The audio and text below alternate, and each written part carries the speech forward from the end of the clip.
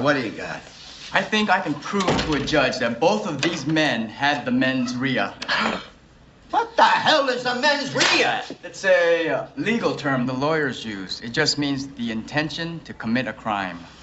Okay, come on, let's go. Mens rea? Put the cuffs on him. How could we have gotten mens rea? We take blood? Can you do it without taking blood? We both use condoms. How is this possible? I want to see a doctor. Can I have an independent blood test? Hey, money! I feel sick. What are you doing? Mens rea! Before the Don't get brazen with me. Hey everybody, good morning, good afternoon, good evening. Hi, it's me, Legal Vices, and welcome wherever you are, whatever you're doing, whoever you're doing it with, and however it feels. Great to have you here. Day 7, here we go. Let's see how all this plays out. How are we all doing today? It is currently 11:33 p.m. here in dark and surprisingly spring-like South Korea. We've got our kind of, what are we calling this? Not a replay, a review of what happened during the trial yesterday afternoon. I don't. What are y'all thinking about this so far? It's a bit of a weird trial, isn't it?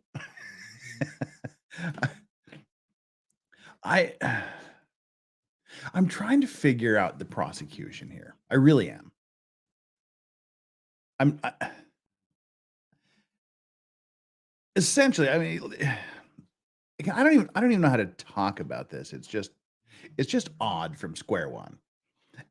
And everything that a prosecution should be doing, every question that's asked, every witness that's put on, every question that's asked on cross-examination, everything you do, literally everything you do should take you one step closer to proving that the defendant committed the alleged crime beyond a reasonable doubt. And so far, I haven't seen any of that. The vast majority of witnesses, and essentially all of the witnesses yesterday, except for Officer Donut at the beginning of yesterday afternoon's hearing. So far, everybody that's been on has been designed to show that he's dead. So here we are in day 7, and they're still trying to prove he's dead. They're focusing on when was the last time you saw him. If you've seen him after this, has there been any contact? Have you got any messages? All of this is designed to show that the guy is dead. And if you look at places like Law and Crime and whatnot, people have already like, oh my gosh, the prosecution is doing such a great job. Oh my God, slam dunk. About her son, what a good boy he was. I got to stop watching like Law and Crime and Court TV comment section and whatnot, because it literally just makes me angry, because I don't get it. Yeah, he's only mostly dead. It's so frustrating because I'm watching this, and yesterday afternoon, I haven't watched The Last Witness yet. I haven't watched The Last Witness yet. When I run out of things here to say about the afternoon session in a few minutes, we'll probably go back and watch The Last Witness until the court comes in. But I mean, even if we accept the fact that he's dead, even if we'll say, okay, the guy is dead, even though you can assume that he's most likely dead if he just disappeared one day for no reason and nobody's ever heard from him. So I'm willing to give the prosecution the fact that he's dead. I'll grant them that. Okay, so he's dead. Where's the evidence that this guy, that Zachariah Anderson, had anything whatsoever to do with this? And I'm not saying this to have people in chat, blow smoke up my ass and whatnot on this. Literally, I'm asking chat this. Okay, I'll tell you what evidence I've seen so far, and then I want the chat after I do that, because I won't be looking while I'm talking. So after I ask you a question, after right now, what I've seen that proves or tends to lead to proof that, hey, I'm ready for you, Mike Morrison. We'll talk in a second. I'm of the mind that what they've done so far to prove that the guy had anything whatsoever to do with this the very first inkling of anything that this guy may have had to do with it came during the second to last witness, or was she the second to last or third to last witness yesterday? The deceased guy's former boss, where she tried to say that people were pointing a finger at Zachariah Anderson because she saw on Facebook, everybody's like, I heard, because she was the one that pointed, because we had the two guys, the two friends, they were the last two witnesses, and I guess the one is still testifying. The two friends of Zachariah that came into town, they kind of rode into Dodge on their horses looking for justice, trying to figure out what was going on. And I guess part of the Facebook group, his boss, the allegedly deceased guy's boss, was talking to these guys and said, "Oh, well, I heard he had a beef with the deceased guy," and so then they went and confronted Zachariah Anderson.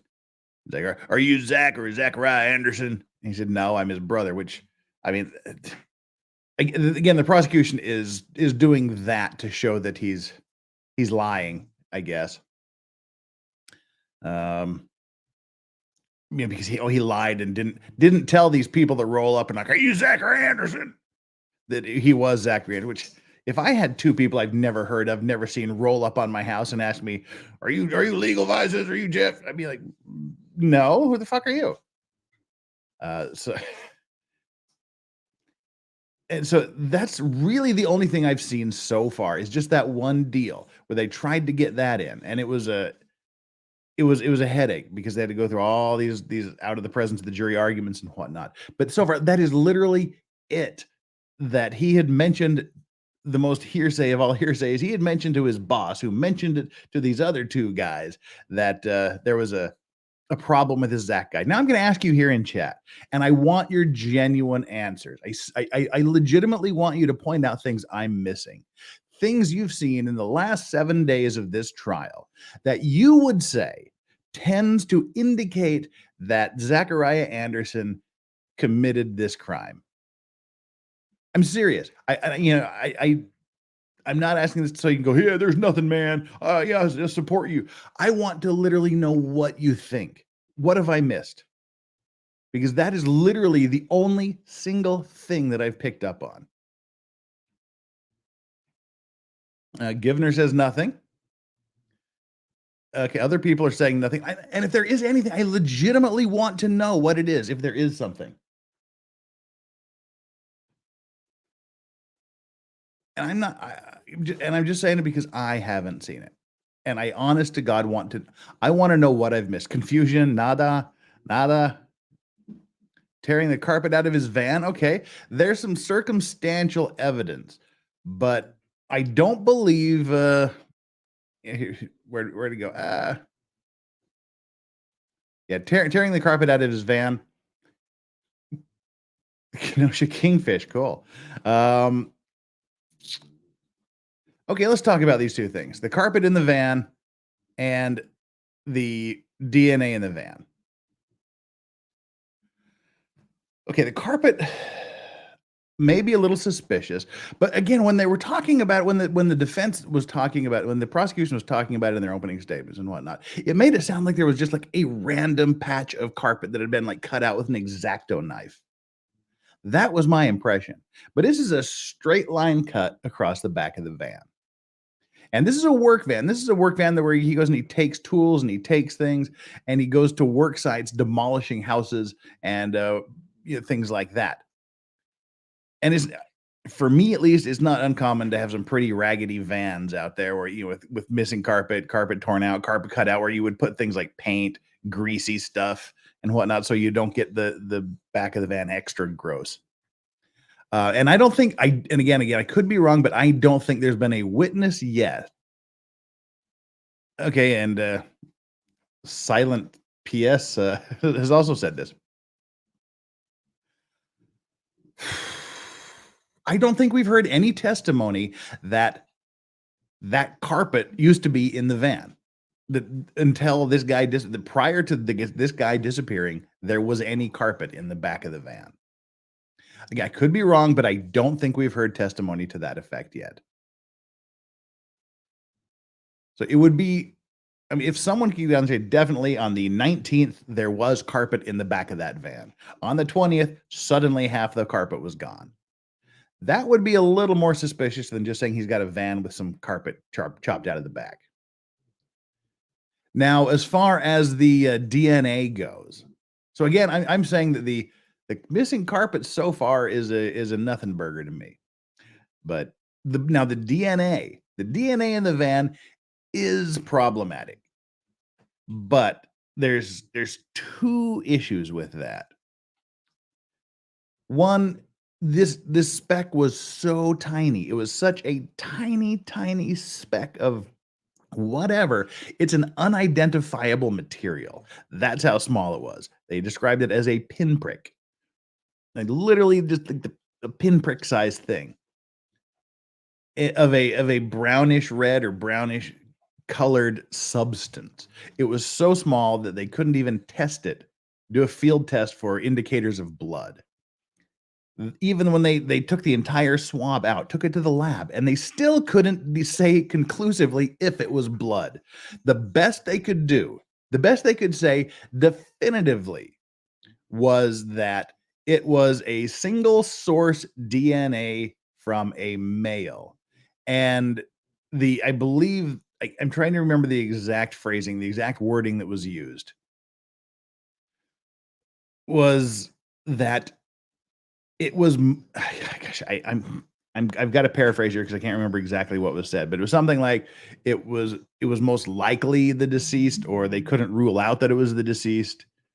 It was something like that. That's the first problem. They couldn't even identify what kind of DNA it was, and they couldn't say with 100% certainty or with. That's what it was. It was the catch-all phrase. It's my determination, with a professional degree of scientific certainty that it was the deceased. They couldn't say it ruled him out, because what they'll usually do is if it's solid DNA, they'll say it's 1 in 5 trillion that it could be him. I mean, they could be anyone other than him, but they weren't giving any of these statistics. They just had a degree of scientific certainty. That's my first problem with the DNA in the car. The second problem with that is I can't remember. Damn it, what was I going to say? Oh, yes. The second problem I have with that, and this is just assuming, again, going on this, all right, pretty sus, and the defense will have to explain this away.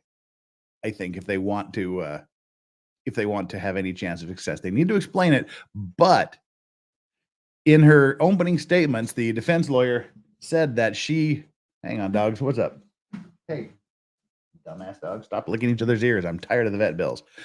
The defense lawyer, she said that Zachariah Anderson had broken into the deceased guy's car, and that in revenge, the deceased guy had broken into Zachariah Anderson's car. So if they can prove that, if they can prove that he had broken into the guy's car, that he had broken into the defendant's car, that can explain away that DNA in the car.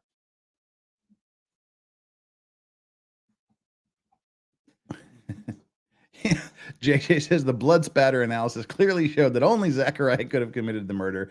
Oh, I sincerely hope that's being facetious. I do like that. We spent an entire day going through pictures of drops of blood on the wall. Again, that was just boring stuff you have to go through to introduce it into evidence. Dave 123 asks, where in the van was the carpet cut out?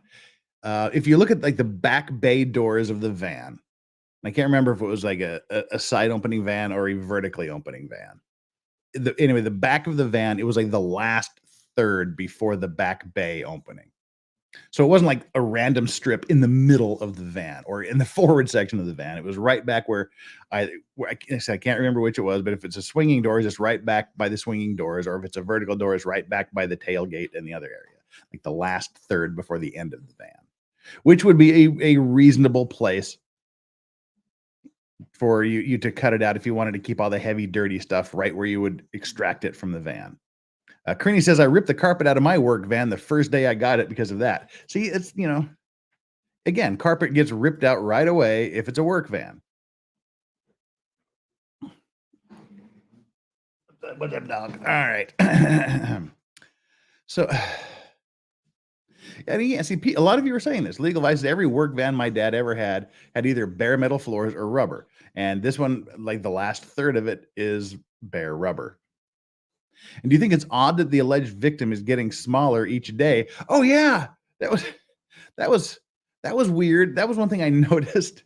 And it's not it's not usually common. And I was making dinner tonight, watching the ex-boss, the former boss of the deceased guy. We'll just call him the deceased. We'll give him the benefit of the doubt on that.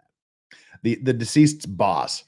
When she was talking, because his DMV deal said that he was 6'3", 6'4", weighed 270. But then his mom said he lost a lot of weight. And then the ex-boss said he was 6'1" and 220.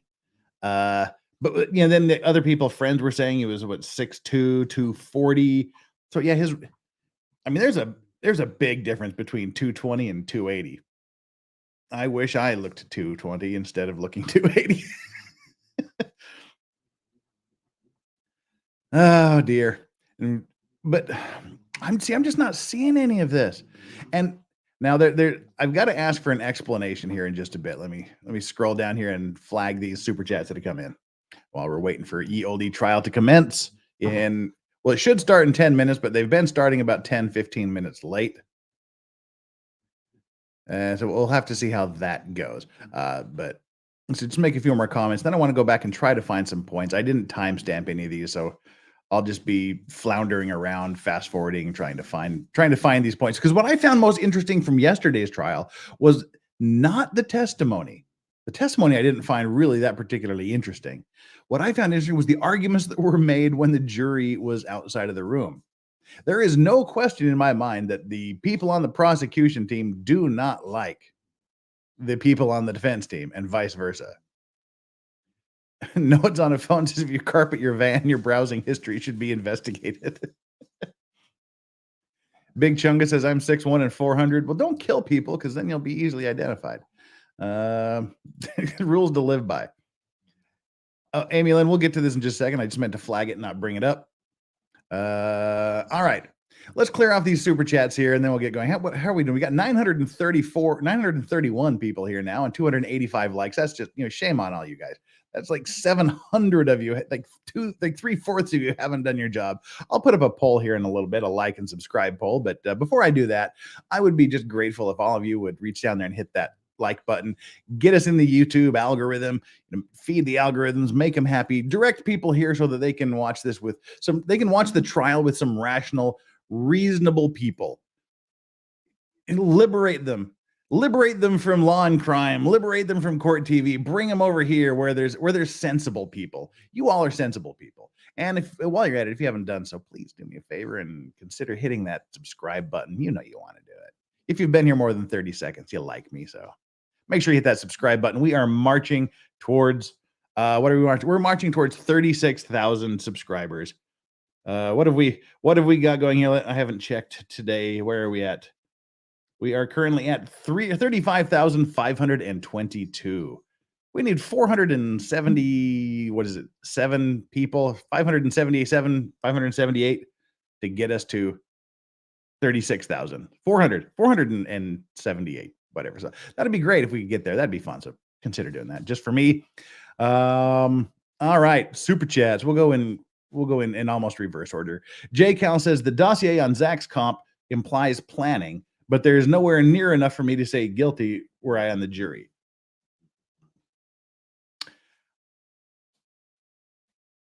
Okay. The dossier on Zach's comp. I don't know what's all on there. I must have missed this, which is not out of the realm of possibility. But I all right. It's my birthday and I demand tribute. Well, Dragon's Treasure, we'll get to your tribute in a minute. I haven't poured it yet, but as soon as trial kicks off, I am going to be pouring me some delightful Dragon's Treasure Earth Kingdom Almond Oolong Tea, which is just really, really super good. Nice and almondy. You've got some strong oolong tea flavors and whatnot. And if you like tea, and if you don't think you like tea, you're wrong. You actually do. You just haven't had it done properly. You haven't had good tea prepared properly. And for that, you need to go to the Dragon's Treasure. The Dragon's Treasure is an amazing source for amazing tea. It has over 60. Well, he rotates right around 60 every month, 60 different teas.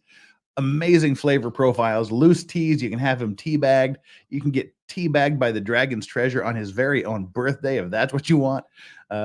He'll set you up with some amazing tea. He's got some tea sets as well as some infusers and things. He's got the whole work. You can go from A to Z of teas with the Dragon's Treasure, and they're all fantastic.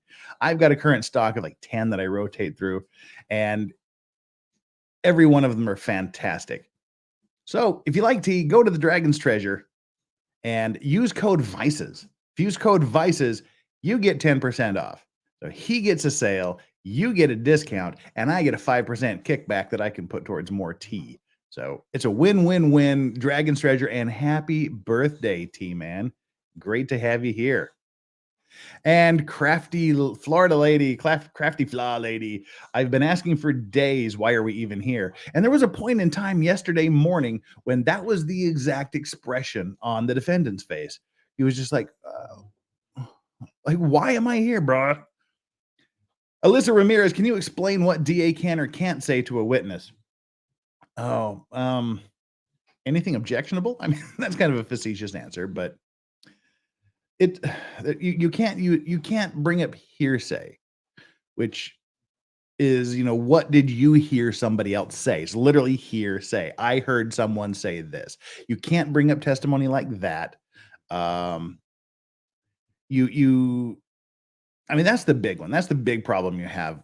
And other things, you can't bring up facts really that we should do this one day. We should just go through objections and talk about things that, like, the general things you can't do with witnesses. I mean, you can ask a witness anything, but it's likely to be objected if it violates the rules. Leading questions, you shouldn't be able to ask leading questions. And a leading question would be essentially basically something that ends in yes or no. So where you give a big long spiel and say, right? You go, okay. What you want to say is what happened on the morning of whatever. And the witness would say, well, got up and I went out to 7-Eleven and I bought, a Mountain Dew. Okay, that's proper. But if the DA would ask the witness, or this is just anybody on direct questioning. So the same would apply to the defense when it's their case. But you can't ask a direct examination witness something like, so you woke up in the morning, you went to 7-Eleven and bought a Mountain Dew, right? That's an improper question for someone to be asked on direct questioning.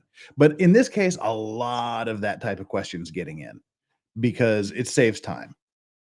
And it's not an earth-shattering important detail whether the guy got up, whether he went to 7-Eleven, and whether he got a thing, It's, let's see. We got one more, and then we get on to here. So I know that wasn't as detailed as an answer as you wanted, but that's just kind of a quickie answer until we can address it more. And when they make these objections, see why the judge, because this Judge Schroeder, does an amazing job, maybe too amazing of a job, of explaining why the district attorney can't do what he's doing and why the defense counsel can't do what she's doing. Amy Lynn, where is it his shoulder pads are getting bigger? Thanks. All right. And Alyssa Ramirez, DA question before trial, Jeff. I think we just got to it. I hope it was at least semi-responsive to what you wanted to have answered. All right, and the very last super chat we've got so far. Welcome. By the way, there's 1,000 people here, and we've almost got up to 50% likes. So come on, keep working harder. And again, I'll put up this every day we do our little like and subscribe poll. I just kind of forgot to do it. So once trial starts, I'll put that up. Hey, Cellulite podcast in the house. Welcome. If you've got a brave heart and are not offended by literally anything, go check out Cellulite podcast. It's kind of what it sounds like. It's the Cellulite podcast. I love you, Will. Welcome. And Valhalla awaits if you're down to more earthy things, you know, like farming and sheeps and gaming and fun stuff like that. Valhalla awaits. Great channel there. All right. The big super chat, Mike Morrison. Here's to the strangest of not the worst prosecution I've seen in a very long time. Maybe kind of sort of dead, but no proof. This is sketchy at best. I'm ready for you today. I have officially recovered from the F-It Friday 31 shot drink stream on Friday. So this is the first drop I've had since last Friday. Whew. Well, except for the little bit of wine that I had. Ooh, that was loud. Just a little bit of wine I had to take the edge off on Saturday morning. To Mike Morrison, and I'm not going to do a shot of this. I'm going to sip it gently and slowly for as long as possible because this is 21-year Glengoyne. What a great scotch that is. All right. Cheers. Thank you, Mike Morrison, for the great super chat. You're so generous as always. That's good. All right. Well, here we are. Yeah, it was wild. Yeah, should have been there. It is now midnight here in Korea, which means it's trial time. But Law and Crime still says we're waiting. But let's bring it up so we don't lose it here. That's what we're looking at right at the moment. We'll check back. Let's see what let's look at some of their comments. This judge is very cantankerous as well. He can be. And his rug in the van was ripped off too. Dun dun dun. I'm trying to get into this, but I'm having Murdaugh withdrawal. Oh ugh. This is a palate cleanser. And these comments, gosh. When does the case end? We haven't even got to the defense yet, Darren. Can anyone tell me why hearsay evidence seems to be more complicated in this trial than any other? Aren't the rules the same? Is it the judge? It's not more complicated. It's just that the judge gives more explanation. And I like the fact that he explains why he rules and as he said at the beginning, he does this so that if and when it gets appealed, the appellate court will know exactly what he was thinking and why he was thinking it and why he ruled the way he did. So it makes it easier for them, the appellate court, to decide whether he made an error in his reasoning or not. Okay, they're just doing good mornings to everybody. That's kind of lame.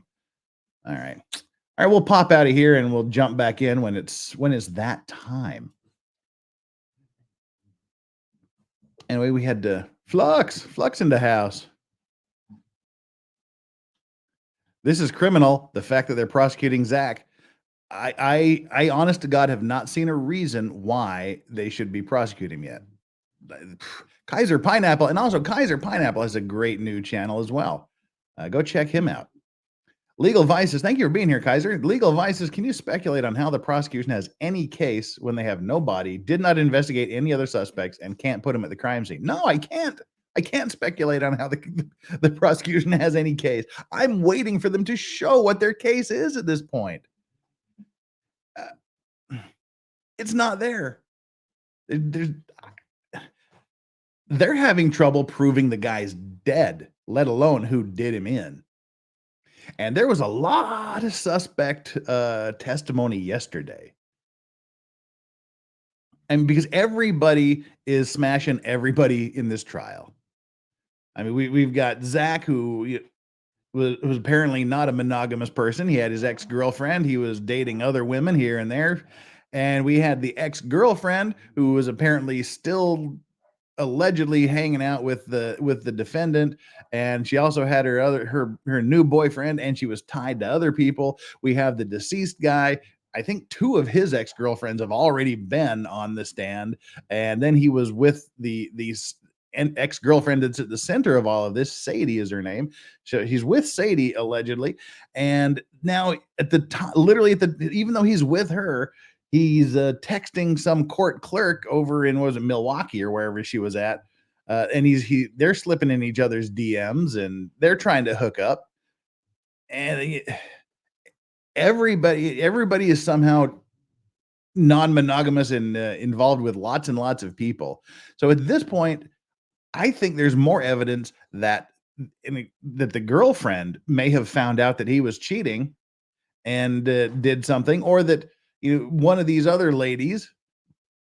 I mean, the court clerk witness yesterday, she was wild. She was very interesting. It's almost like she had prepared an alibi before she started. She went to meet this guy. They'd been talking on Facebook. They met on Facebook dating app. And the day he disappeared was the day that they were supposed to meet. So she drives all the way down from Milwaukee or wherever she's from to meet him. He doesn't show up, and she allegedly goes to the wrong house. I'd like to see her GPS tracking to see if she actually went to the wrong house. And so she's there, but before she leaves, she says, "Okay, I'm leaving. Bye." And then she takes a picture of her entering his address into her GPS and sends it to him. Why would she do that? Why would she do that? That's just weird. I can see like taking a picture of your map, or your road map, or a screen capture of your navigation software, but to take a picture of you, she couldn't remember she used Google Maps or iMaps or Apple Maps or whatever the hell it's called on Apple. She couldn't remember that, but she took a picture of her putting in his address. Why not take a picture of her? And that's just weird. I mean, that would be like, see, I went this place. You can see me. I'm entering it here. And she's unaccounted for 45 minutes. She shows up 45 minutes late. They've never met. They never met each other. This was the first day they were supposed to meet. And her messages to him are, "I'm here. Where are you? Are you okay? I'm worried about you." And then she continues to message him for like 2 days. And then she hears that she was stalking a Facebook. She was looking at this Facebook group of this guy she'd never met. And then she sees if you've seen him or heard from him, please contact the police. And she thinks that's so strange, and she's so worried about this guy she's never met that she takes the next day off work and goes to his place and talks to the police. I mean, what if the girlfriend found out that her new boyfriend was planning to meet this other woman? What if this other woman is nuts? The court clerk, what if she's a psycho and they met and she did him in? Nobody's looking at her, nobody's checking her car. There's just a lot of weird things about this trial. I mean, it literally could have been anybody. And then you get the two guys rolling up going, "Hey, are you Zach? Are you Zach Taylor?" That's just weird. I got a couple more super chats here. Flux. eBay suspended my account because I might be risking the eBay community. Gay. Me? Risky? That's absurd. Mocha Dick Poon. Flux. I would play the gay card. I was like, you're just blocking my account because I'm a lesbian, and then that'll scare them into it. You're gonna sue them. You can do it, Flex. Nah, can't possibly be Brandon. Meme Copium is 13 out of 17 shots and doing fight milk. Oh no. Don't now Meme, I love it when you bandwagon me and you follow in my footsteps doing things, but as someone who did 7 fight milks on last Friday, don't do it, Meme. We should go over to Meme Copium and rescue him. Oh dear. And Lancelot 652, hey Jeff, did you hear that one of the jurors on the AM trial was the brother? Yeah. No. What the really? What the F? Yeah, one of the jurors on the Alex Murdaugh trial was the brother of the second cop, one of the first cops on scene. And yeah, he was told about the double murder from him. Yeah, that's what I wanted to do. I wanted to comment on that before, but I figured we'd just stick to this. But yeah, that is so weird. And what's weird is the defense allowed that guy to be on the jury. Literally, and he's the one that's making all the rounds. He's the one that's getting his 15 minutes because he's the good-looking 22-year-old kid. Yeah, his brother was the second witness in the Alex Murdaugh trial. And he admitted to the judge that they talked about the murder the first night it happened, and they didn't strike him for cause. The defense knew and agreed. That's weird. That just doesn't make any sense. Yeah, fight milk is milk, eggs, and vodka. Nicholas Starov, girlfriend laughs so hard at me after Effort Friday. No compassion. Nicholas, good to see you here. Oh dear. All right. Well, we got some time to kill. Apparently, they're not starting. They're so not starting that Law and Crime hasn't even started showing the court feed yet. People over on Law and Crime are saying, "Yeah, this judge is so old. He was born in 1946." Well, my dad was born in 35, and he's still sharp enough to handle stuff like this. So that doesn't matter. But occasionally, what's fun is on places like Law and Crime, occasionally a voice of reason will cut through this mess. But they're shouted down by everybody else so quickly. It's sad. Nobody can have a voice of reason. You've got to be pro defense. You've got to be the defender of everybody. And who you calling a cootie queen, you lint licker? Welcome to the we got a bunch of stuff going on here. Stingy, clean, and sober.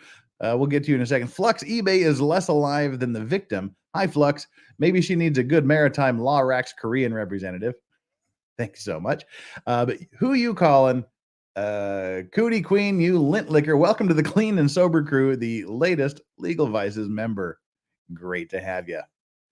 Make sure we do some of the other membership chats. Stingy, thank you for being a member for 4 months, by the way. And Tom Nash Music, who's also been a member for 1 month of the Clean and Sober crew. I still think this is a debt gone wrong. Large sum confirmed by mom, hides his wallet, gets a beat down and flees. Whether it's Zachario'd, I don't know. See, I'm kind of thinking something along those lines. But the more I watch this, the more it's got the vibes of being like a drug deal gone wrong, or it's something like this, a debt gone wrong. That makes much more sense to me. But it made much more sense to me that Alex Murdaugh was something like that too, but jurors just didn't see it. Fight milk, old news neighbors. Fight cream is the up and comer. Sub the milk for coffee cream. Oh, coffee creamer. Well, I've got to admit, I did substitute some of the milk in my fight milk with some heavy cream to sort of give it a thicker, creamier, like eggnoggy texture. But trust me, it tastes nothing like eggnog. Bali, defense attorney Nicole Mueller is a skilled beast. Yeah, she's great. She's been doing this for about 5 years, I believe. They mentioned that Natalie Wisco mentioned about 5 years. She's doing a good job. She's been kind of pushing some of the objections a little too far earlier on, but she's doing fantastic. She's awesome. She's and everybody on crime is like she's making too many objections. She's too aggressive. Hey, if I'm accused of murdering somebody, whether I did it or not, I want someone that's aggressive, and to fault a lawyer for doing her job is just stupid. Legal Vices, I think defense knew it didn't matter if they got rid of him because they would have another version of him and a different person. Jury pool was biased against Murdaugh. No chance of a fair trial. Ugh. I'm so done with Murdaugh. That was just an abomination from the beginning. I want to erase all of that from my brain. That was just Tragedy. Now, come on, we're still waiting for the court to start here. Wow.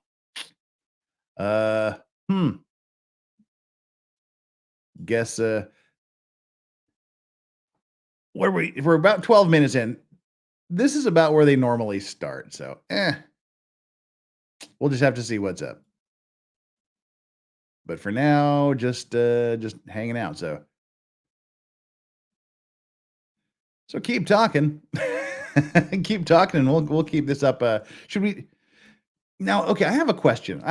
Chat, because I've seen this message 3 or 4 times. People saying that it's the outlaw biker stuff. It's a continuation of the outlaw biker thing. Where does that come from? What happened? Because I haven't seen The Last Witness. What does The Last Witness have to do with an outlaw biker? There's been like outlaw biker clothes. There's been like outlaw biker convention chats I've seen. What's going on? I just don't know. Sorry, Jeff, it's a state holiday. It's cheese and curd day, so all government is closed so we can eat cheese curds all day. Nice. And Susan Blankenship, who's been a member for 2 months on this on this other stream I'm watching, she has an interesting thing, interesting comment. This is just, oh, I hate people. I really do. I'm just tired. I'm just tired of people and their ridiculous opinions. Like I said, the box wine moms. And if any of you are box wine moms here, you're obviously great because you're smart. But the average box wine mom who just sits around and watches Law and Crime and court TV all day and believes everything they hear, they annoy me. Outlaws are huge in Milwaukee. Yeah, okay, but what does that have to do with what does that have to do with the witness? My friend's boyfriend is VP of the outlaws in our area. Well, now there's the capital outlaws, and then there's the outlaw bikers, the 1%ers. So I don't know, because nobody's filled me in on this. I've seen some of you mention it, but nobody's mentioned it yet. All right, what else? Well, that's my question, Glitterfart. People have been saying, you're ready for the continuation of the outlaw biker stuff, and I'm like, I don't know what anybody's talking about, because I didn't watch The Last Witness, and I saw him. He didn't look like he was wearing anything particularly outlaw bikerish. So I don't know. Whatever. Perhaps it's just a mystery. All right. Wow. This. We'll just have to see. I don't know. I have no idea. So we'll put that. You're talking about the 1%ers. Yeah, but I don't know what they have to do with this trial. They said there was just some people that were saying you're ready for like the continuation of the outlaw biker. There's like the outlaw biker stuff. So I'm just wondering. I was just wondering what it had to do with it, because I didn't see anything. But maybe I just thought I might have been missing something. Apparently not.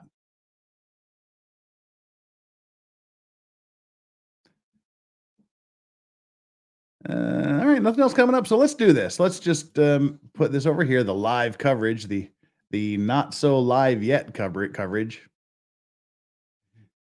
And let's bring up yesterday's trial, and we'll kind of, there is no like poll yet, Pretty Mama Bear. I'll get the like poll up as soon as the trial starts, because I have to stop talking and start thinking and start typing, and I just don't want some dead air here. Oh, and Chandler Remington, she will be here, said in about an hour. Oh,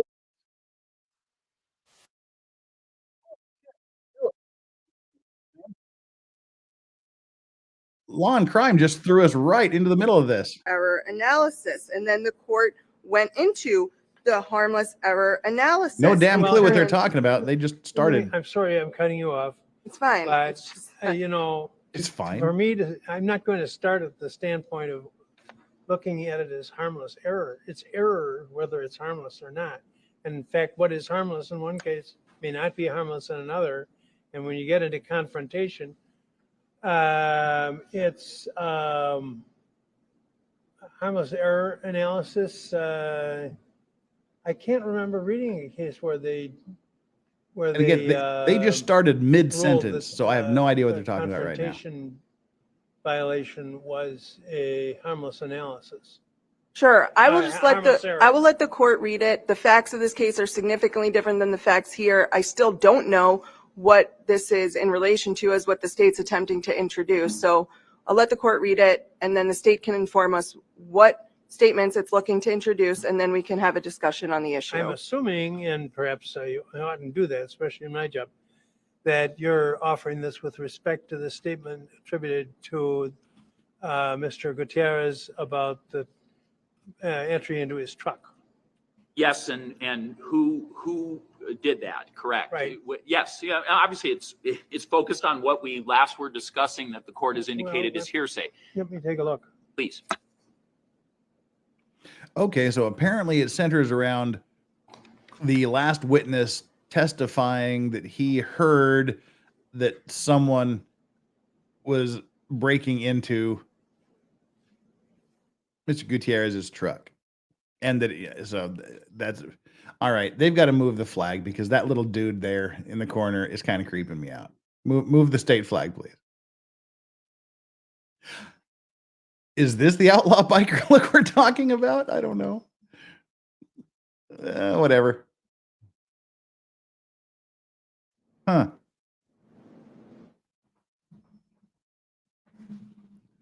Check on the dogs back there. Oh, great. So they bring us up in the middle of a sentence. We don't know what they're talking about. We don't know what's going on, but we do get to look at Judge Schroeder read some paper here in silence for a bit. Great success. Zachariah's lawyer is the blonde lady that was just talking. Yes. Leanie says, "Hey, sorry, being late. Did I miss anything?" They just literally threw this up 30 seconds ago. We don't know if they've been going for 2 seconds or 20 minutes. Okay. Now, thank you. Thank you for clearing that up. No legal vices. The last witness looked like the younger Sons of Anarchy guy. Looked like Jax Teller. Okay. He sort of kind of did. All right. Phew. Put that to rest. I've been wondering about that since I started seeing those comments coming up. Judge, please start talking again so I can finish this poll I've started. He's reading his Girl Scout cookie order. Oh man, I wish there was Girl Scout cookies in Korea.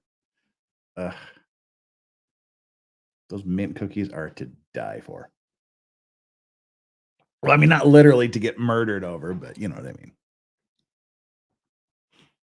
Ooh.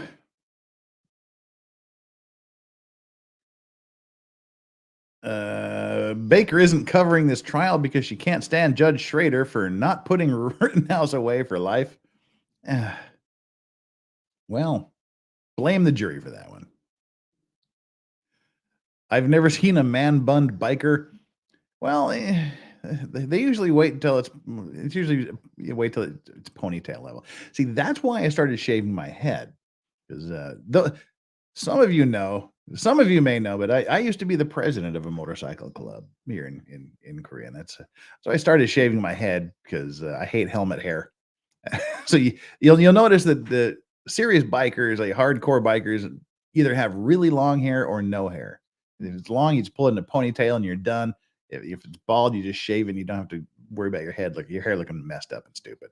Yeah, he ordered cookies during the Rittenhouse trial. Yeah, it doesn't work with a man bun. Helmets don't work with a man bun. Oh, there's a dog snort back there.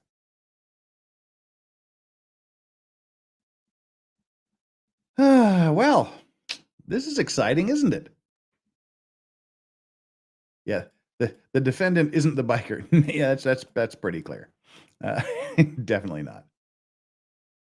No, it wasn't. There were actually no Koreans. It was definitely not. It was a motorcycle club in Korea.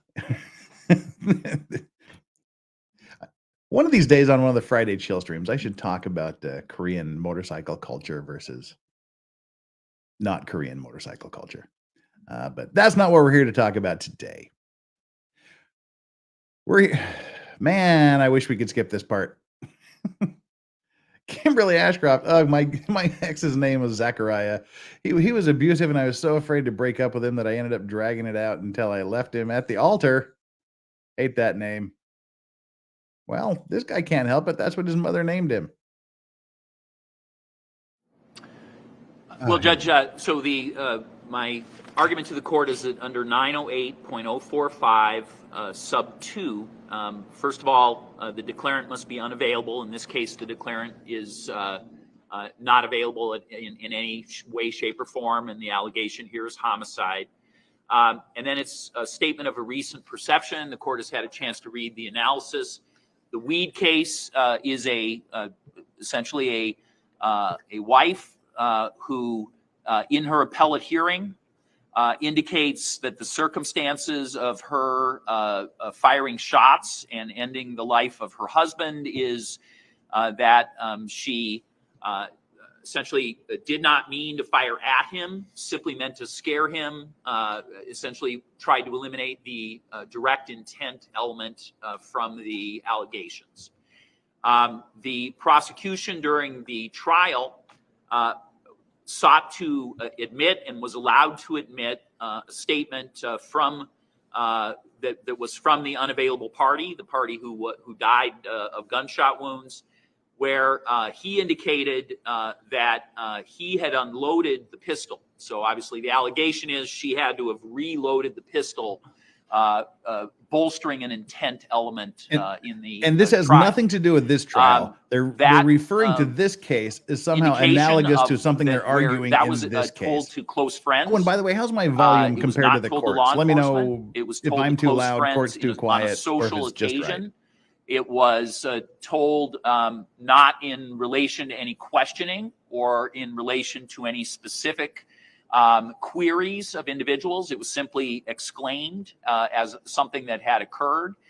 And it was relating something that the court, the Supreme Court, state Supreme Court, was able to piece together had occurred 8 days earlier. What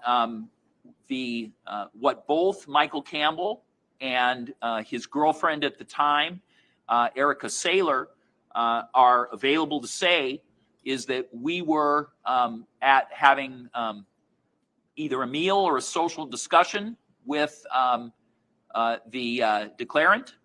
The declarant told us, not in response to us questioning, that he told us both that he was dating an individual named Sadie.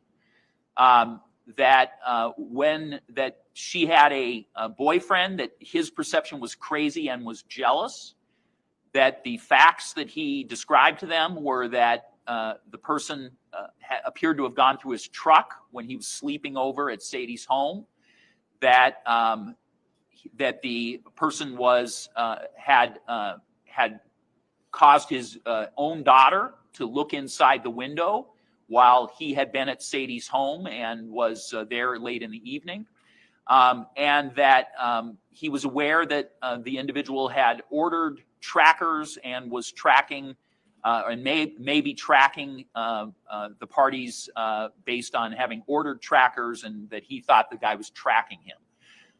Those are the facts that they are aware of. Again, they are closer in time than the 8 days that the Weed case talks about. They are identical circumstances in that they are told social companions and not uttered in any way as something that is for retribution to other parties.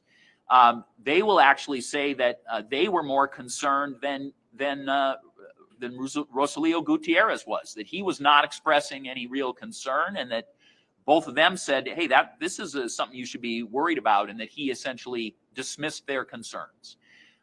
So, it's the exact opposite of something that's testimonial.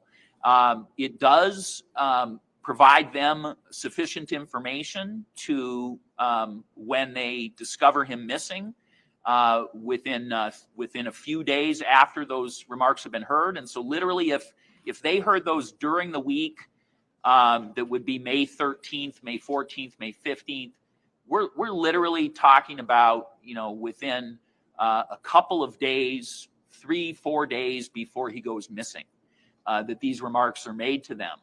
when they, now remember, he's not discovered missing for 2 more days.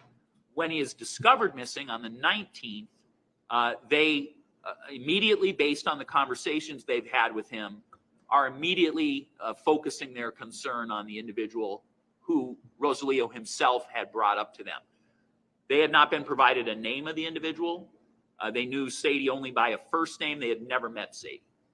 So I believe it's basically identically situated to the Weed case.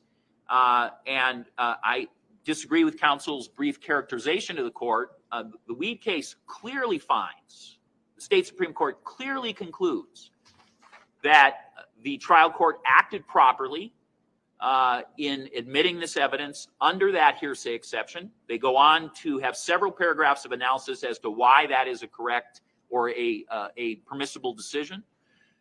They then do the alternative analysis that I know the court is well aware of from appellate courts, where they say, well, even if we were wrong on such a case, there is harmless error. But they only do that at the very end, and they do not declare that, the paragraphs previous have indicated that it is a vigorous exception with the discussion that they have there. Now, again, if it's not testimonial, it does not require any additional indicia of reliability other than what the court needs required by statute, right? So the statute requires a statement not in response to to the instigation of a person engaged in investigating, litigating, or settling a claim. So clearly that's not what I purported, which narrates, describes, or explains an event or condition recently perceived by the declarant. Again, he's talking about. Let me interrupt you. Go. That was one of the concerns. No, you don't have to apologize. I just, as you were reciting the historic basis according to what is claimed, I didn't catch that Mr. Gutierrez had perceived what was contained in the remark. He made the accusation, but I didn't hear you say he saw it or otherwise perceived it with his own senses. So that I don't think that's a requirement of the case, but let me answer that. A recent perception. Well, but it includes, Judge, it includes explaining an event or condition recently perceived. So so it does perceived can be concluded based on a series of facts. Perceived does not mean to be an eyewitness to. But what he will say is, I am an eyewitness to the fact that items. No, sensory witness. You say eyewitness. I changed it to sensory witness. He has to. Boy, I certainly wish Law and Crime had started this on time so that we knew what the hell they're talking about. Relate something that he heard from somebody else. Okay, so I might not be quite catching, because obviously one of the senses is hearing. So are you indicating you must hear it? You must hear the actual thing personally, as opposed to hearing it reported by another? You must have perceived it with your own senses. Okay, so what occurs is he's located at these are the things he's reporting essentially. I'm located at Sadie's home. I am spending the night. Mm-hmm. While I'm located there, my car is interfered with. I know this because the items in my car have been disturbed. Okay. I then also I know that that Sadie expresses to me that that after the fact on that, I'm aware that the daughter, who I have not met, so the daughter was also a person who gazed in the window and looked at that time. Now, one of the things that Sadie has indicated is that there was a doorbell that was rung at her house as well, and Olivia also says that. I don't know if I haven't heard from Michael Campbell or from Erica Saylor that he reported that detail, that a doorbell was also rung in the middle of the night. But he certainly has expressed to them here's who is messing with myself and with Sadie. Here's who I think, and he may be absolutely right. Right. But the question is, what is the source of his knowledge? You're not just offering hearsay, you're offering what may be hearsay within hearsay. And I skipped over the first step, which is an unavailable declarant. I don't know that. I'm not suggesting that I couldn't conclude or the jury couldn't conclude that Mr. Gutierrez is unavailable from that he's deceased, but that's a prerequisite to the admission of this evidence, is that you show that this person is not available. And I don't know. Ooh, interesting. Maybe his mere absence after you've made efforts to obtain his appearance, that may be enough. I don't know the answer to that, but that is this threshold requirement. Ooh, that's interesting. In order for it to be hearsay, you have to prove that Gutierrez is dead. Well, I mean, apologize, Judge. I assumed that based on the nature of the charge and what the court has heard so far in the record of all the individuals who have regularly been in touch, the amount of blood that the court was able to see during the course of this case, the fact that Rosalio Gutierrez has not been available to any of the people who had previously been really important in everyday parts of his life. He's saying we assumed the judge thought he was dead. Would be able to conclude the unavailability piece. So if the court wishes me to make more argument on that, I can. But in this situation, Judge, right? He is commenting essentially on a perception that the declarant has where he is describing a condition. So what this says is so here's what it describes again in terms of the language. Or explains an event or condition recently perceived by the declarant. Okay, so there is a condition going on. The condition is that I am a person who is currently being victimized by a jealous ex-boyfriend of Sadie. That is his perception. Right. That's what it says. It says it explains a condition recently perceived by him. His condition. That's where we're arguing. Right. I say perceive means something that the information one receives through his or her own senses. Yep. And you're on a different. You're using as a synonymous term, or I'm sorry.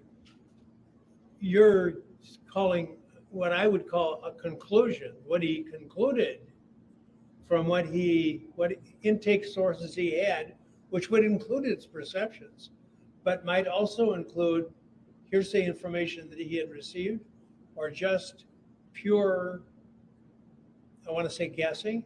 I mean, there's things that have happened in my life and in yours that if you ask me in a private conversation, did so-and-so do this? And I'd say, you're darn tootin' he did. You almost said, damn, that's funny. But I don't know that. But I'm convinced of it. Well, go ahead. Yeah, all of that can be explored by cross-examination, and obviously, in the end, no one is purporting in this case that Rosalio Gutierrez is a eyewitness to the defendant doing any of these acts. So that makes it even worse. See the individual, Gutierrez heard from his girlfriend who has a grudge against her ex-boyfriend that he may have interfered with his vehicle. He's interviewed by law enforcement. None of those things does Rosalio Gutierrez personally witness. There will never be a time where a jury would, unfairly conclude, there's additional evidence that Rosalio Gutierrez is a witness to these items. It only goes to his what he expresses to his close friends, and it informs why they then do things that defense has said are interfering with this investigation and thus are shady, right? So the argument we have right now is that two guys jump in a car and gee, that it's really shady that they do that. They show up at the scene. It's really shady. Yes, they it do is. that. And the answer to that is we went to one person's house because we had some information shared with us just a few days earlier. But you know, my job is not to admit the evidence that services your theory of the Oh, case. burn, Judge. So, but what I'm saying is, it's not for the truth. It's not independently for the truth. Burn. Of it, right? Because none of what I just said. Obviously, if Rosalio Gutierrez tells them at a dinner, hey, you know, here's what I perceive as happening to me, and so it motivates them to do X, Y, and Z. That doesn't mean it's independently true, and it's very clear from the evidence that Rosalio Gutierrez is not an eyewitness to those things. He's never seen. In fact, as far as I know, these two have never seen each other until the 17th when this happens. Except the Timestamp that one. The That only was time good. I ever saw him was when I peeked in the window, and saw him when I peeked in the window on the one date. So in his interview. So you know, this is evidence that a jury will be able to sift as not for the truth of the matter. No one can ever credibly make an argument that therefore it happened because Rosalio Gutierrez told people this when they were having dinner. Well, that's what you want us to believe.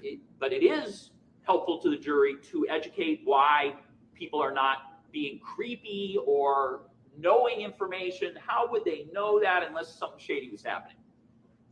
I understand what you're saying, but the problem is that this particular piece of evidence is just pregnant with well, to prove the truth of the matter asserted. Yes, it's true. You're not directly offering it for that purpose because you can't. But it wouldn't even be credible to do so. Pardon me? It wouldn't be credible to do so Well, because but he's even not if an eyewitness. Okay. but anyway, the it's just pregnant with motive.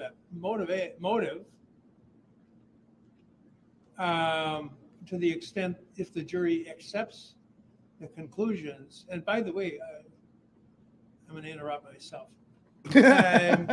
Perceive has a broader definition than I stated.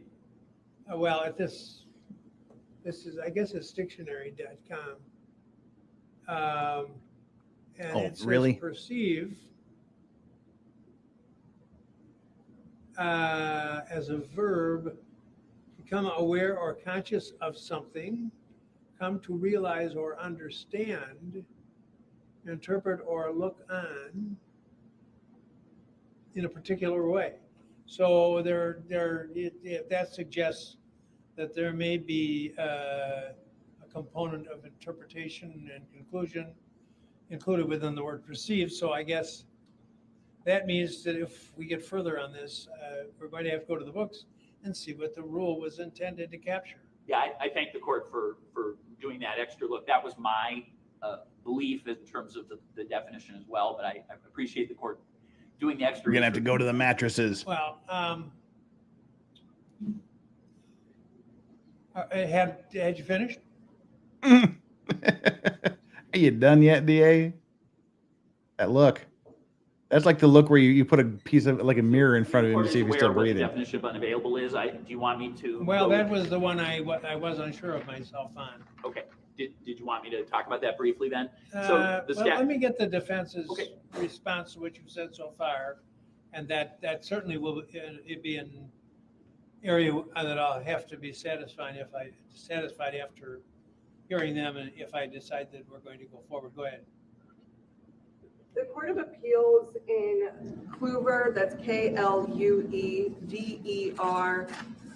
versus Evangelical Reformed Emmanuel's Congregation, 143, Wiz 2D 806. Double D. At page Just saying. 814, talks about the underlying policy for the hearsay exception of statement of recent perception.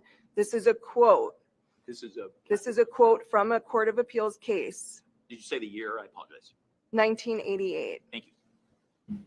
The exception's purpose, therefore, is to admit probative evidence which in most cases could not be admitted under other exceptions due to the passage of time on the ground that no evidence might otherwise be available.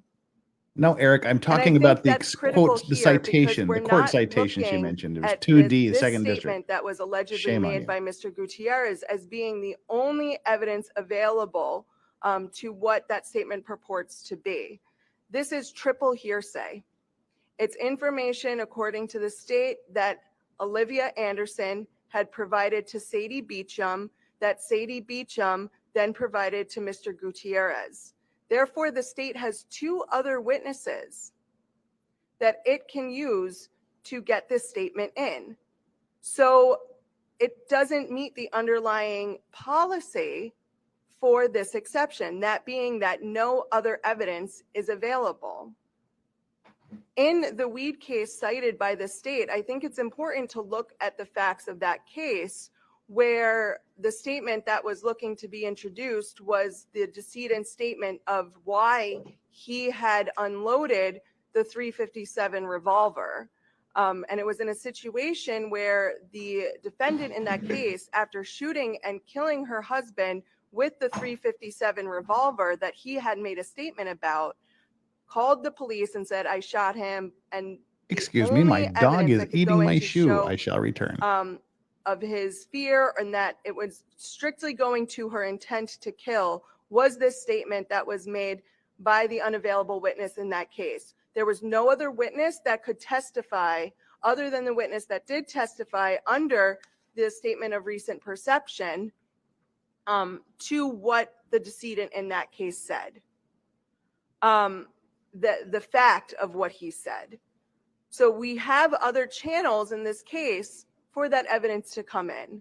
So the defense would maintain the position that under the statement of recent perception and pursuant to the case law, that this information would not be admissible through Michael Campbell. And the reason for that, and the reason for that underlying policy or honor, is because it goes to the essence of what we try to avoid from hearsay, which is this telephone effect of what was said. So why not ask Sadie Beecham what she told to Mr. Gutierrez, which she had a more direct stream of information from?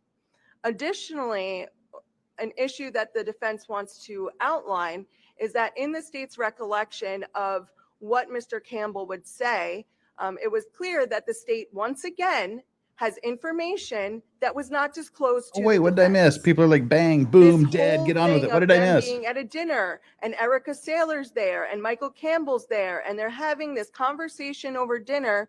We've never been provided any of that.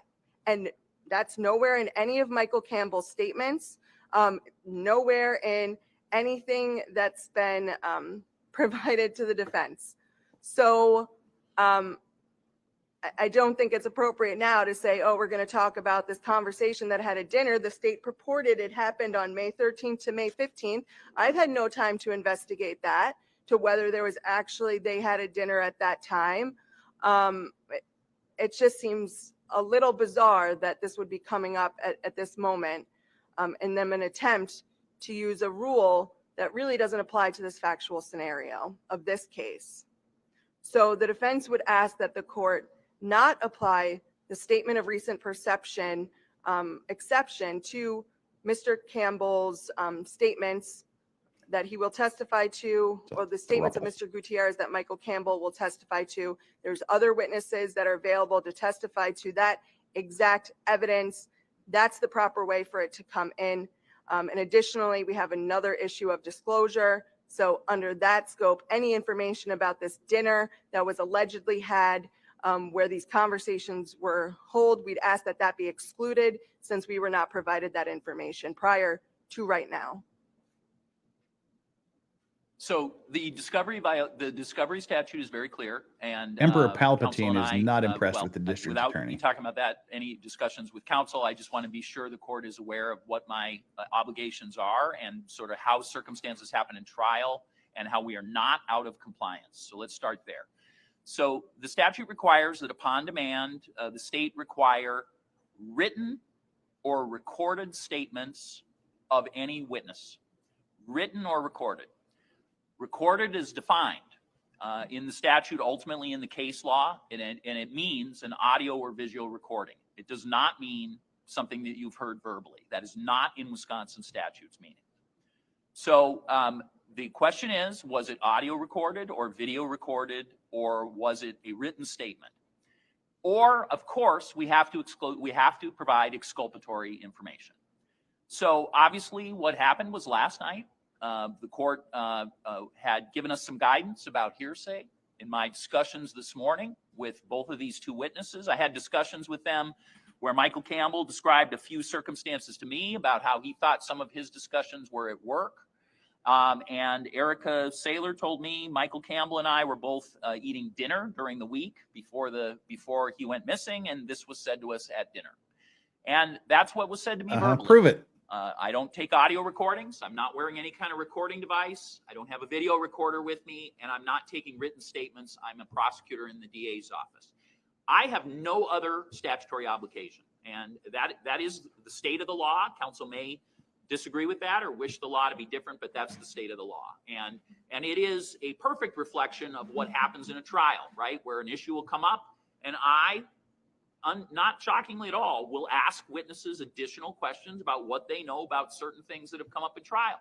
I'm not allowed to share with them what's been testified to, obviously, but I'm allowed to ask them questions about the same things that have come up in the issue. That's a sus statement to make. Now I'd be wondering if he did tell them. Of each of those, it would be impossible to ever have a trial where you did not organize every bit of information at the trial. And that's just not possible. The court has presided over many trials and knows that that would be impossible to do. So this is an expectation that is not in Wisconsin statutes or case law. This is not required.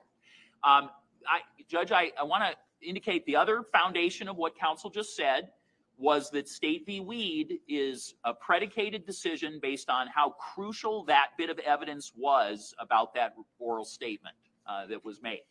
And again, I've just provided State v. Weed to counsel, so I don't expect them to be experts on the case. I gave it to them just before the court arrived today.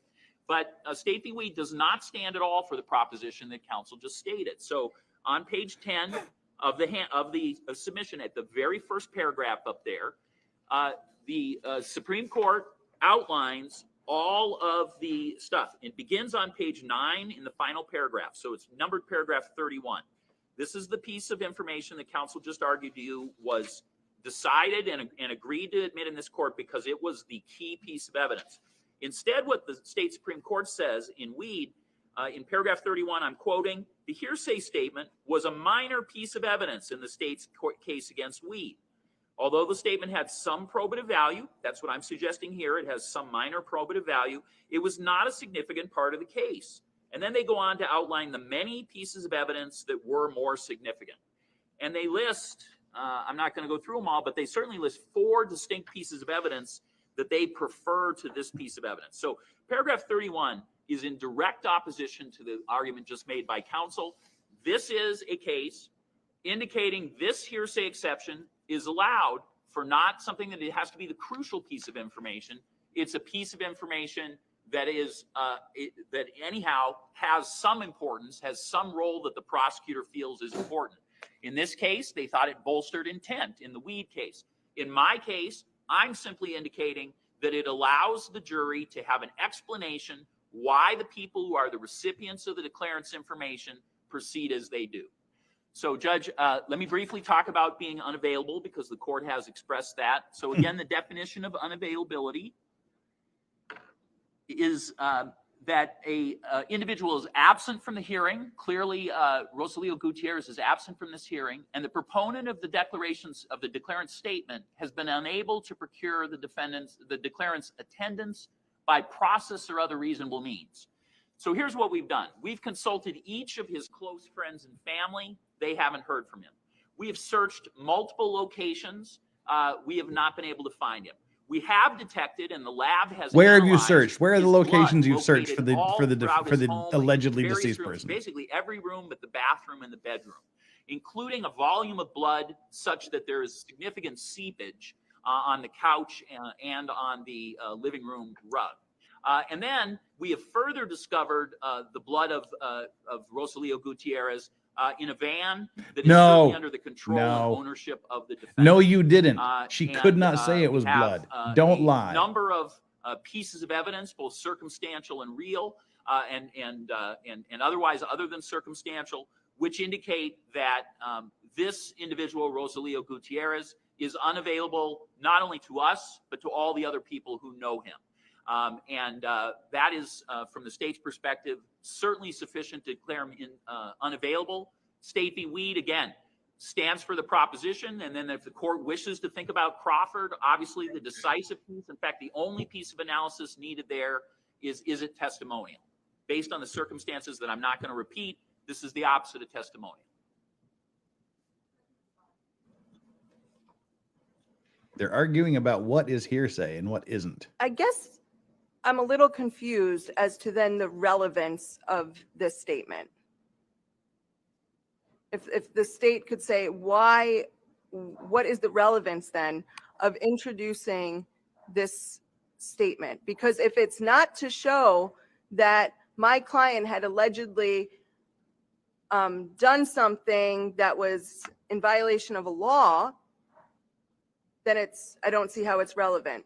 But if he's introducing it to explain, I think he's satisfactorily explained why he wants to do it and why he thinks he can. Why he thinks he can. With enormous numbers of attorneys and particularly prosecutors who drag hearsay through the door all the time when judges let them, by responding when they're called for the fact that it's hearsay. They say it's not being offered to prove the truth of the matter asserted. It's being offered to explain why the person took the next step that they're going to go to, which is a bunch as you of have bullshit. correctly pointed out on prior occasions in this case, is irrelevant. The problem that I'm having with accepting it, because there are plenty of judges who would let this in, and he knows that. But I'm not one of them. Because they Let's buy go. into that. I was educated that's not a proper admission of evidence. And I continue to think that is the correct interpretation. And in this particular case, I could even succumb to his suggestion that it's not offered to prove the truth of the matter asserted. And I believe that. I think he's sincere in that. But as I said before, I was concerned about hearsay seepage, and that this evidence, even if I deem it not offered to prove the matter asserted, it's still so pregnant with I don't want to say inflammatory evidence, but motivational evidence. The word for the day is pregnant things, today, apparently. That I think the risk is too high. And as I've never done that before. In 40 years up here, I have never, ever told a jury, you're hearing so much evidence that would ordinarily be classified as hearsay, but you open the door. And it may well be that if I admitted this, it would come in through the same gateway. He wants to prove, that these two men went up to the defendant's residence because they wanted to get more information about somebody who they thought might be involved because of prior acts involving Mr. Gutierrez. If I could be heard on that, and I wasn't quite done with the whole relevancy. Excuse me? I wasn't, if I just might be heard, I wasn't quite. Excuse me for cutting you off. Oh, no, it's fine. Oh, come There's on. already been Just evidence shut that's it been down. Let's go. introduced as to why Mr. Campbell went to Mr. Anderson's home. The evidence that's come in has been that Eileen Knoll had texted Mr. Campbell Zach's name, and that then Erica Saylor took that name and looked it up. The evidence that's come in has not been, oh, we were having a dinner with Mr. Gutierrez and he told us all of this, and so then I knew based on that conversation I needed to go do X. The testimony that's come in is that Mr. Campbell has acted in a way because of what was told to him by Eileen Knoll. He was given a name, they looked him up, that's how he then got the address and went on his way. Additionally, the defense at no point has said that it's the lack of investigation of friends that led to Mr. Anderson sitting at table. It's the police. Mr. Campbell is not the police. So to then try to make the inference and the jump that the defense in its opening statement attacking the police interrogation allows for all hearsay about what lay witnesses did next is relevant, the defense would adamantly disagree with that. And so the state now saying they're trying to introduce this, it's relevant to show why Mr. Campbell took the next steps. They've already established why he took the next steps. This is something else. We can't just have a plethora of information going to the same thing. And at that point, Judge, is critical because then that just goes to show how there really is no probative value. And the state even admitted the probative value is minimal. Have you seen Three Amigos, Those Chandler? are the exact words that the state said. So if the probative value is so minimal, wait, the Three Amigos with Martin Short and Steve Martin. Policy pursuant Yes, to of the course I have. that I cited was that it should really only come in if there's no other available evidence. We have available evidence. There's been additional explanations of why Mr. Campbell went to Mr. Zachariah Anderson. This evidence should be excluded. I love the Three Amigos. Well, I quoted Weed as saying that the evidence was minimal. I in no way meant to say that this evidence was minimal. I merely meant to indicate that it had a very specific and limited purpose, which was to explain what happened. You know, counsel wishes there to be a world where you can argue to a jury, hey, these people did some shady things. They showed up at the scene. You know, why did they show up at the scene? Pregnant. Who's the baby daddy of the evidence? You know, gotten there just hours earlier. Why do they show up at Mr. Anderson's home? And the clear implication of these things are that these people are doing things to either block and obstruct an investigation, or that they are in on it in some fashion. Because that's why you explain these things as suspicious or worthy of further investigation. You know, one of the things counsel asked you yesterday out of the presence of the jury, which was appreciated, was to be able to get into evidence about Mr. Campbell and whether he went to Pheasant Run landfill the day after. You know, why are you interested in whether he went to a landfill? Why would that be relevant unless you are intending a jury to believe that Mr. Campbell is involved in this homicide and is now dumping evidence of that homicide? Otherwise, why would you care whether he has visited a landfill the day after, not when the body's discovered, but the day after he goes missing, before the body is even discovered by law enforcement? The body's never been discovered. What? Did I say discovered? The missings and the bloody scene and missing Rosalio Gutierrez was discovered. I apologize, Judge, for that factual inaccuracy. So, you know, the counsel wishes there to be a world where those things can be implied directly, both in your opening and in your cross-examination of the various witnesses, and that the state in response must be left with simply the cryptic idea that one person provided a name and address in a text to another person without any explanation, and that suddenly two people are going to visit that individual before the police even get there. Cryptically, what is a jury to piece together there in the context of all the other allegations that have been suggested here? What would be reasonable interpretations from the jury based on that evidence? That's pretty sus. Why would they have Zachariah Anderson's name and address without any context and be so concerned that they would head over there? Well, certainly a very logical conclusion on that was that they're in on it, that they have done something, or maybe they're busy framing him, right? You or said something it, bro. like that, where none of those things Maybe they're busy framing are a part of what the state is suggesting, which is that there's this limited piece of evidence which gives context so the jury has an alternative explanation as to why that occurs. And so that is why we're doing this. The counsel said that the mere name and address satisfies the requirement. My analogy to that, Judge, would be if somebody went to someone's home or did something new that counsel wanted to consider shady because they had been shot, and the defense said, well, all you should be able to do is say that you've discovered a bullet. You shouldn't be able to say that you were wounded by that bullet, or that you have some information Objection, about who relevance. shot that bullet. You What should the only fuck be are able you to talking say about? that a bullet was discovered nearby you, and not have any context about why the next thing occurs. So, I understand the defense preference is to simply have. We're now an hour into this argument. Like a name and address be sufficient, but I think the Weed case does stand for the proposition that this is admissible, and I am satisfied with the court offering a limited instruction. If, as this is said, the court wishes to again tell the jury, this is not to say that anything that you've just heard about this conversation is that it is true.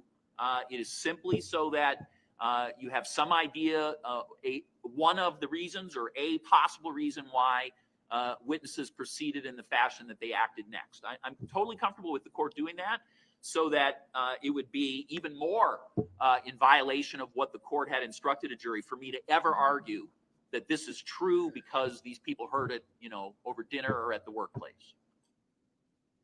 I was trying to find the text messages that were asked of Eileen Knoll. I don't know where they are. Nice. We're all of them testified. That's a good one too. I like that one, Charlie.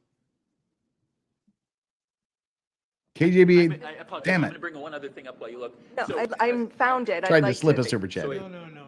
Let him finish. So the indication that, well, there's going to be witnesses, Olivia and Sadie are going to say these things, which is true. And so therefore they're coming in from other means. I agree with that, Judge. And that increases the indicia of reliability of these two things. Because Indicia? two people will testify who are direct persons on that. Okay, for those of you And asking, so the this fact is that both Sadie. Leo This is the girlfriend at the received center of all of information this. from those makes them more reliable because they will testify or have been documented with law enforcement in recorded interviews as saying that these things occurred. So this is not, you're not being asked to allow evidence on something where there's not a well-grounded reason to anticipate that this information will then come out substantively to the jury. Olivia is going to, the daughter will testify in this case. She's already been recorded with law enforcement describing the circumstances we talked about, that I talked about in my opening. And Sadie Beecham will also testify. She's, whatever happens, and I anticipate she'll testify the same, but even if for some reason that did not occur, if the court thinks of all the different possibilities, she also has been documented fully regarding what she said at the time. So this, it's bolstered by the fact that the evidence of these circumstances will come in. Yesterday, the state, with Eileen Knoll, discussed and moved into evidence State's Exhibit 245. In that, it's a text message string between Eileen Knoll and Michael Campbell. Eileen Knoll sent her text. She and her baby daddy need to be investigated like right fucking now. Testified to, that was understanding that was Sadie. Mike, or Eileen, I agree. I'm calling the detective at 7 in a meeting till then. And then Eileen gives Michael Campbell his Zachariah Anderson's name. I don't understand, is the state asking now to introduce every single little thing that might have led Mr. Campbell to going to Mr. Anderson's home? If that's the case, then the probative value is extremely minimal. Judge, I'm going to object to the characterization of what was actually presented. Given your rulings yesterday, the only piece of that was actually presented was page 2, the name Zachariah Anderson. Sure, but she had testified to that she had given this information and had this conversation with Mike Campbell. Right, but all the context behind it was never allowed to be gone into yesterday based on that ruling before the Weed case. So the name Zachariah Anderson was She's allowed giving to off be presented. Labyrinth Ludo Something else, vibes. from the context was. So when that exhibit was admitted, Prosecution case smell was bad. admitted, and actually the only That was thing pretty allowed good. on page 2, I'm impressed. because they wanted the first one redacted Thanks. itself, was the name Zachariah Anderson. As I mentioned, the state's already introduced how Mr. Campbell got this information. His daughter's like 14 or 15. It was then based on the testimony that we've already heard that Erica Saylor had looked up Mr. Anderson's information based on getting the name from Eileen Knoll, that's how they then did their next steps. That establishes all of the next steps. The state can establish the fact about what allegedly occurred in Mr. Gutierrez's truck on April 24th, 2020, or late night hours into April 25th, with the witnesses who can actually testify to that. Well, the bottom line is that I think you've satisfied the requirement of unavailability. I'm still at the same, well, not exactly the same, but somewhat the same position I was on the what is a perception. And I would expect to see, I don't recall ever seeing a statement of recent perception, certainly not one of any significance or over which there was a big objection in a criminal case. And there's a reason for that. Well, the Weed case is a criminal case. Other than, I mean, in my trial practice. Nice in the years Cthulhu I've been here. there, by the way, Dave. It's a new rule, relatively. Not anymore. It's not as new as it once was, but with the Supreme Court of the United States has made reference to that, and it's not being a firmly rooted in the Ohio versus Roberts, firmly rooted exception to the hearsay rule, unlike the excited utterance. And what the rule of statement of recent perception attempts to do is expand the firmly rooted exception of spontaneity from a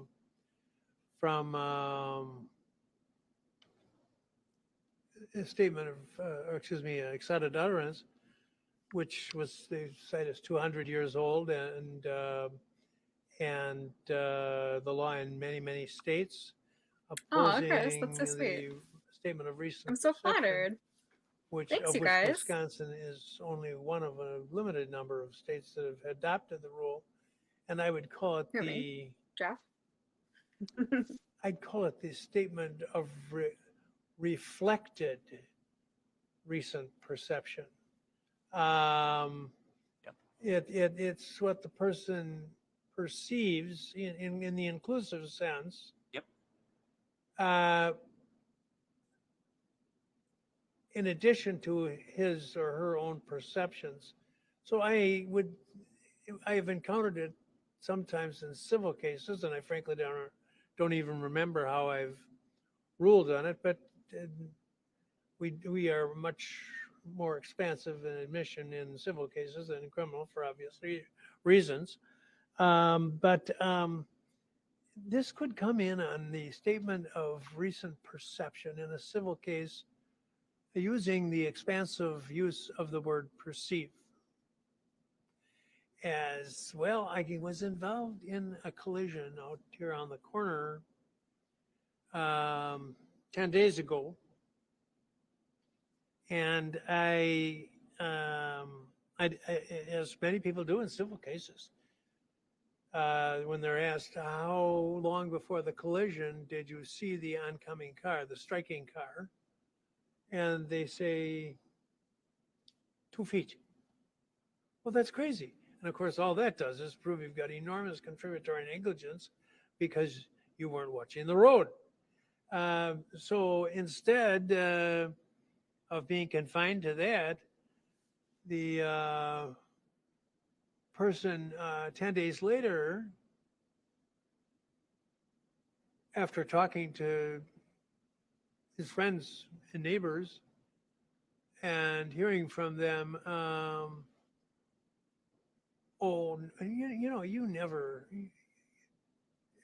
you yourself never drive more than 25 miles an hour. And this guy must have really been barreling if he came on you that fast.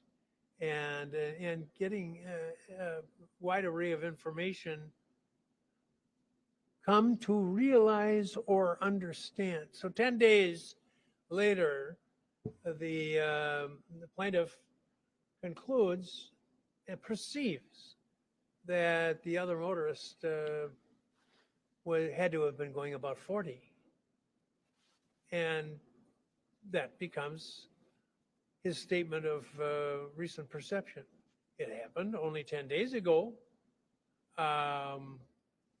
He made some excited utterances, but of course, the fact that he said only 2 feet away, that's just reflective of the fact that people are wildly inaccurate about distances and the confusion of the moment, and it's got the spontaneity.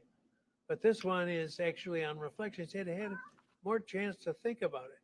Well, under the common law, more chance to think about it translated into more opportunity to think of a big lie. To think up a big lie. A big lie. That's why we had the excited utterance rule.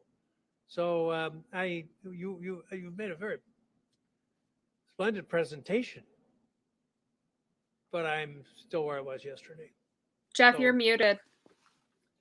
At this point, I don't know. Are we ready to go? Yes. What was that analogy about? Was he referencing What was the another ruling? case? I have no idea. What did he decide? I didn't hear a ruling at all. What? What the shit just happened for the last hour? I have no idea. I mean, I was listening to what else was happening in court, but I'm really confused. I followed along with everything else that was happening, and I did enjoy some of his banter. But 15-second wrap up. I don't know. What the hell was that? Wow. Hi, Chandler. Let's burn through some super chats here. Oh my god. Hi. By the way, you might hear some take my money. purring, so I might need to mute myself. Yeah. Anyway, go on. I heard a little there a minute ago. Would you come down, please? Take my money. Keep up the great work. Enjoying the trial coverage as always. Well, thank you. I just don't know what the hell happened that last hour. So apparently what happened was they blocked this yesterday, and then they argued to try to get it in, and now it's still blocked, I guess. Okay, that's my story, and I'm sticking to it. Flux. Zenith Anderson said Zach didn't want the dog groomer at the prison to give him a bad cut before the trial. Yeah. Carpe Degan. P.O. box address. How does that work? I'll send you Thin Mints. Yeah, we need to get Jeff some Thin Mints. We need to make it happen. Come on, somebody. They're talking about Girl Scout cookies and made me hungry for Thin Mints. Is it Girl Scout cookie season? I think it's gonna be, because isn't it like March, February? I don't know, but I wish there were Girl Scouts in Korea. Legendary Raising says objection to Lizzo answer on poll. It assumes Lizzo can climb a ladder to be lifted to the top of the high dive, and that's facts, not in evidence. D-Flesh60, nice to know when I say someone is dead to me, it literally means they're dead. Oh, we've got Kaiser Pineapple.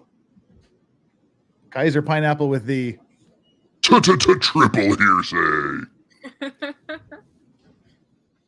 Leany, first the hat, now the shoe. Pups need chew toys ASAP. Oh, they've got tons of chew toys. They just find things they're not supposed to chew on to be much more interesting than their chew toys.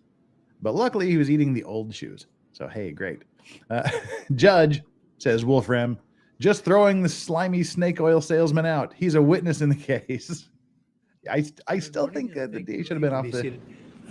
Good morning. He should have been recused. Folks, yeah. Hooligan, I will never forgive this DA for doing Kirk dirty in Star Trek Generations. Disputing Charlie Eckert, the Binger doesn't fall far from the gravelly. I love that. That's so good. Got three more here. if you were law students, you might actually have found it educational. Shut up, Judge. Michael I Hickson, did. prosecution is supposed to seek the truth. How did we ever get to this dumb position where anything they but it admit did take isn't being that long offered for to the do, truth, and, right? I apologize that it was. Shannon 7, you his had to poor wait. daughter testifying, But etc. anyway, Right? go Yeah. back and ready to That go. Yeah, I sucks. have thoughts on that. Yeah. You may proceed. The contralarian. So, Mr. Campbell, you were. How can every day in Kenosha be this awful? Yes. Okay. So when It's last just I their luck, I guess. speaking to you, I was asking Kenosha deserves if better. you, on the date of May 19th, 2022, began to have contact with a person named Eileen Knoll. Yes. Okay. And do you remember how that, what means of contact? Was that in person, by phone, by text? How was that happening, if you recall? By text. So I'm going to show you what's been marked as State's Exhibit 244.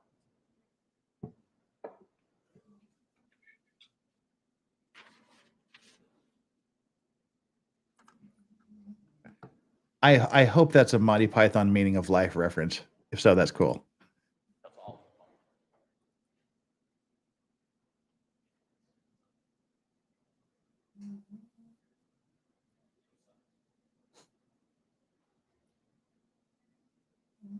So I'm going to first show you page 1 of that.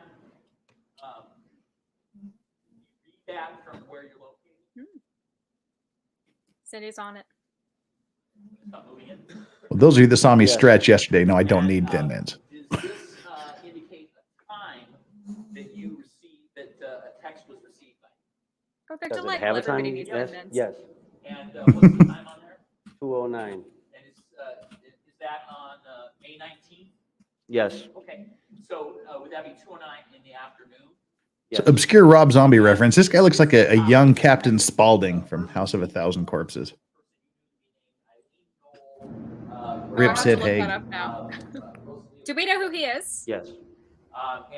He's one of the friends that read Facebook and showed up at his house to find out what happened. Just showed up at Zachariah's house to Hi, find Mike. out Sorry where to Very bother Bobby is. you. concerned Have friend. you heard from Right. Rosalio the last couple of days?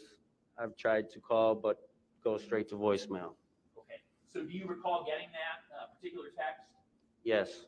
And then I'm going to ask you about this text, starting at the top. Oh, he does. And again, this is the State's Exhibit 242 on the second page. Did you get a follow-up text at what looks like I'm just going to object and interrupt. Previously, the state had said they're looking at Exhibit 244. So is this 244 or 242? I apologize. It says State 244. Did I misstate the number earlier? Just now you said 242. Apologize. So again, State. Yeah, he doesn't look much like Jax Teller. You texted 208:55.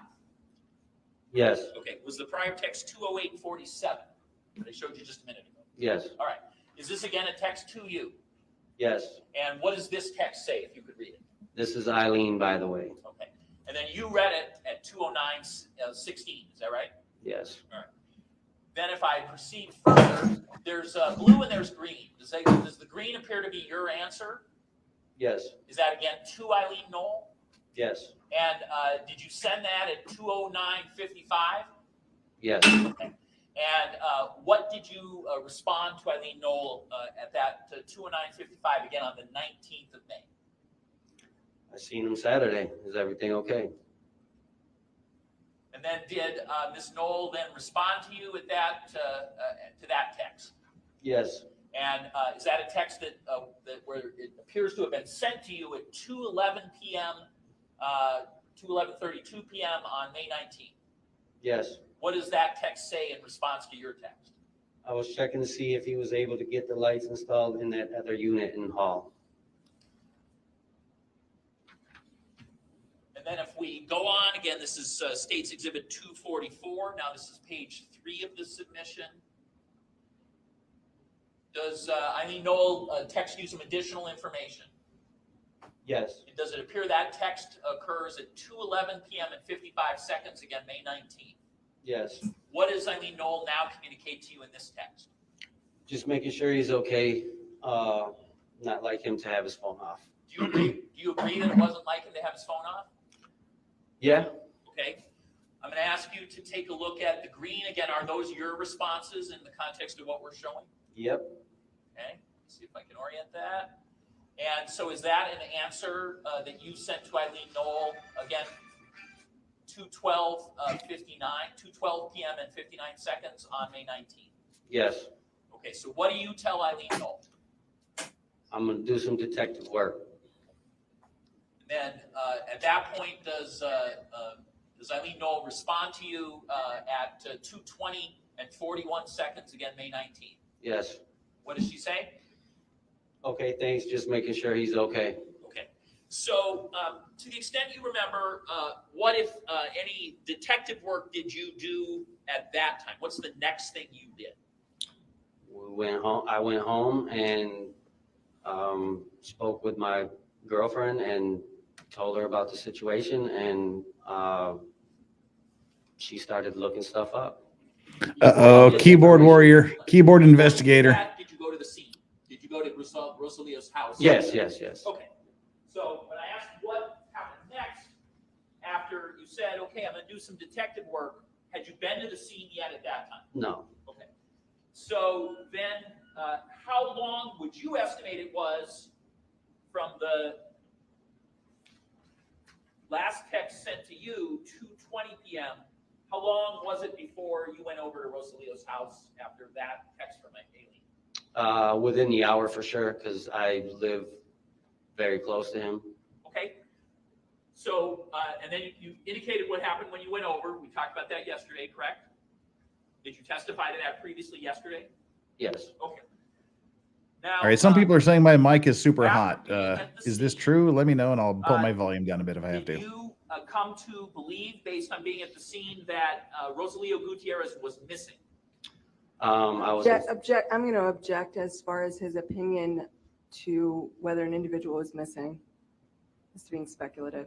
Mhm. Yeah, no, I believe he receives information that causes him to do things next.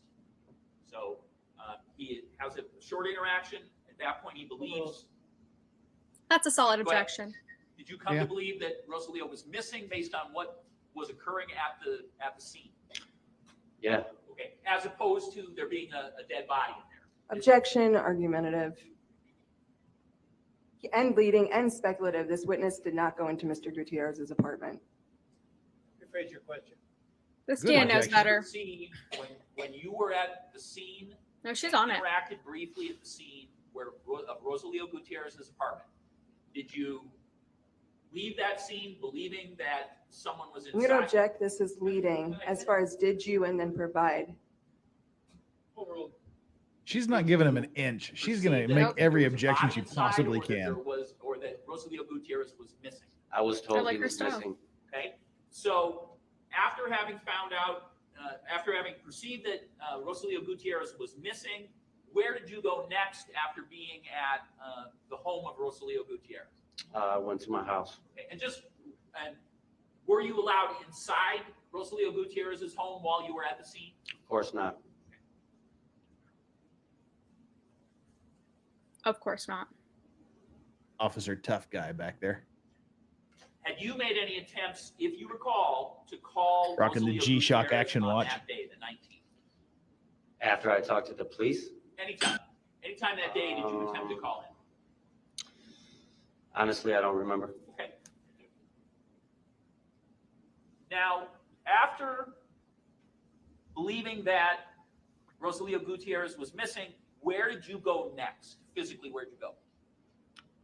After I left the crime scene, Yep. I went to my house. Okay. And when you got there, who was home? My girlfriend, Erica.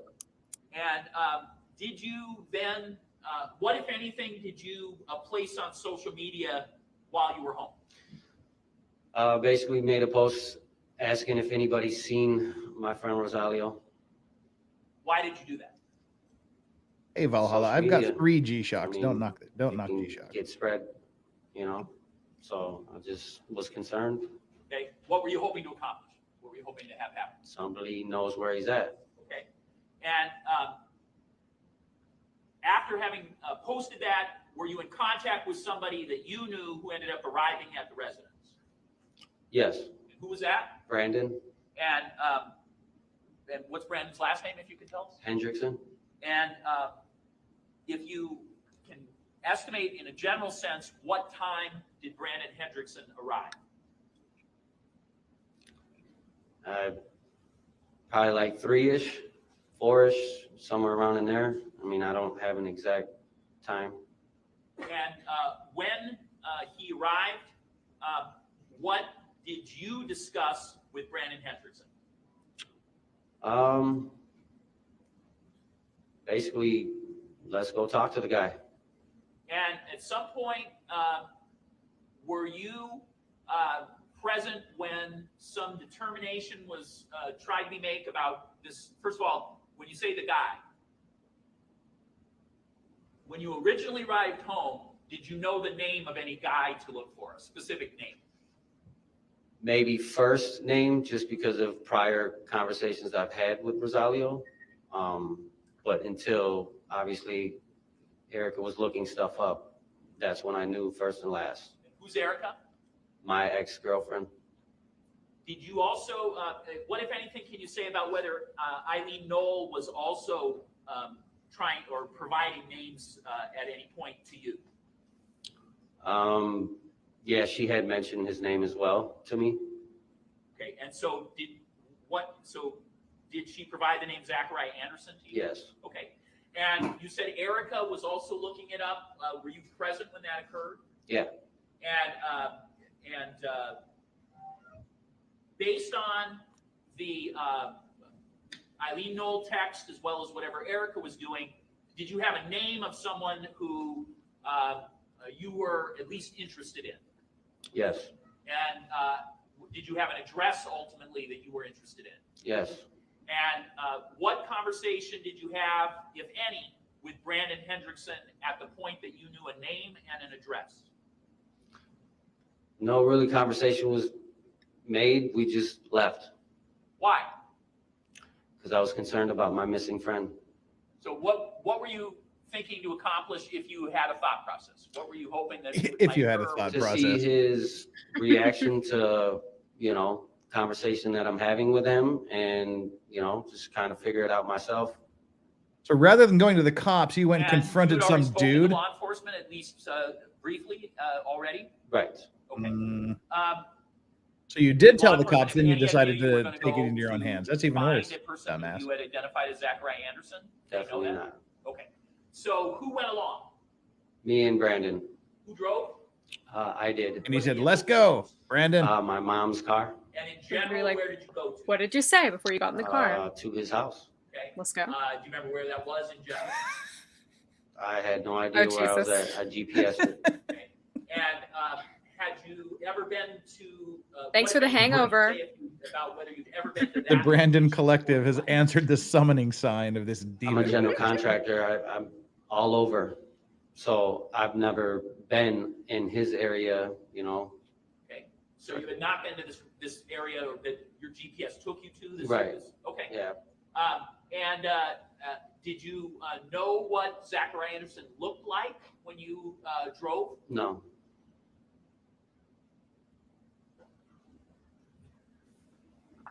Can you give me an estimate on how long it took you to get there?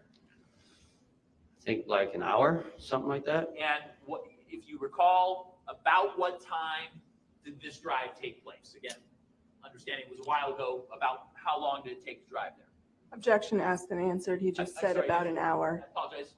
What time of day did you drive? It was like afternoon, you know, 4-ish, 5-ish, because it started to get dark. When you were left or when we arrived? were, you know, out there. Okay. Okay. So when you drive, do you go straight to that location? Yes. All right. And when you arrive where your GPS directs you, what happens next? We both get out the car. You know, we're walking up to the front door. There was no stairs leading to the front door. I thought that was kind of odd. What? So I didn't want to jump over his railing to knock on his door. So we walked around to the back, and then that's when I seen Saw. Zach. and that's when I engaged to talk to him. Is the person that you just identified as the person you were speaking to, is that person here in the courtroom today? Yes. For purposes of the record, Mr. Campbell, can you point that individual out and say what that person is wearing today? He is wearing a gray suit with a blue tie. He has a man bun. Mr. Campbell, what was the defendant doing when you first saw him? He's throwing something away in the dumpster on his phone. And Well, two guys that I don't know show up in weather my like backyard. The first thing that I'd be particular doing, day when you arrived at his house, rainy. yeah, It was would be cloudy. something violent. And when you were approaching, did you, if you were able to tell, were you able to notice the defendant first, or did he notice you first, if you could tell? Honestly, when I walked up, it seemed like he kind of had his back to us throwing something in a dumpster, and so I believe I noticed him first. Okay.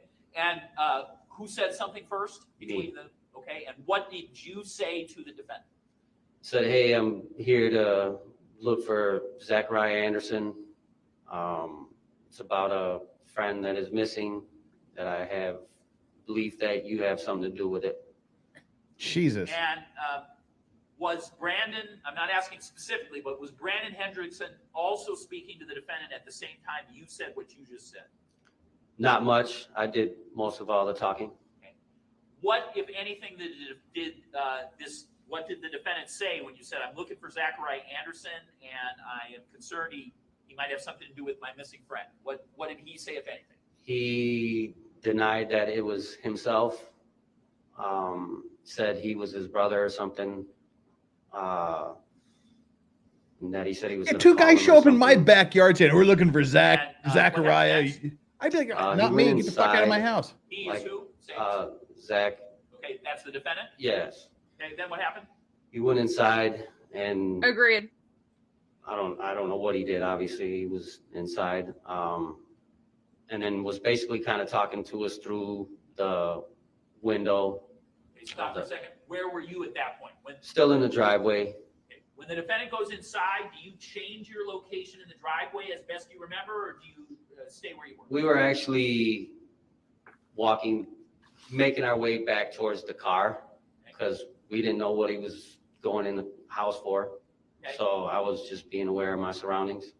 So how close were you to your car, your mom's car, when you had some interaction with the defendant again?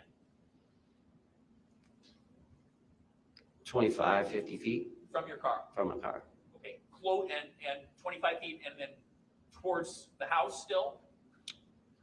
25 feet away from your car in the direction of where his house is located? Yes. Okay. And what was the nature of the next interaction between the two of you and the defendant? He basically said he didn't know anything what we were talking about. So I basically just said, okay, well, I'm sure you'll be talked to by other people. And we left. Did you tell him who you thought was going to be talking to him? Yeah. Who'd you say? The detectives. And after you said that, what did you do next? We left, and then, excuse me, I had enough. Hold on. So when you said you left, was there still a distance you had to travel to get to the vehicle, or were you already at the vehicle by this time? As he was telling us that he didn't know what we were talking about, we were basically making our way back to the car to leave, and then we just left. Right.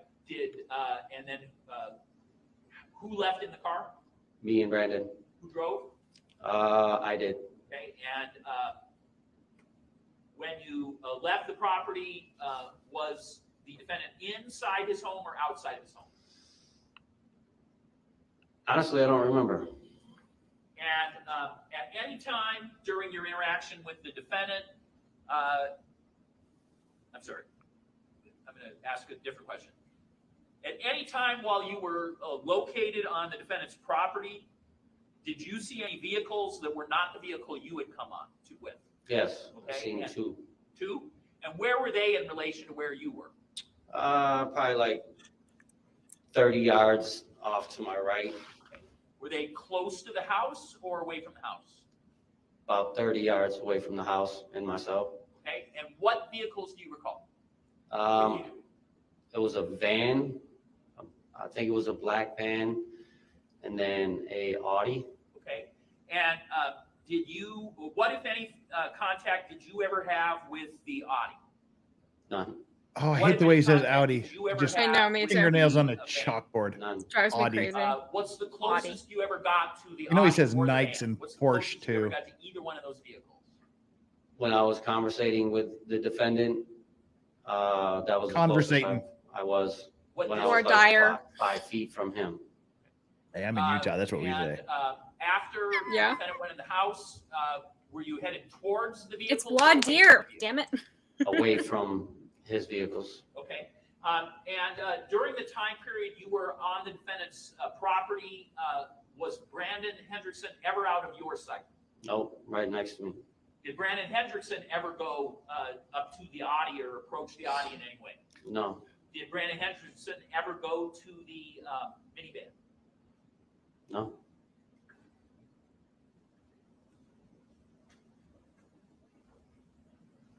After you drove away, what happened next?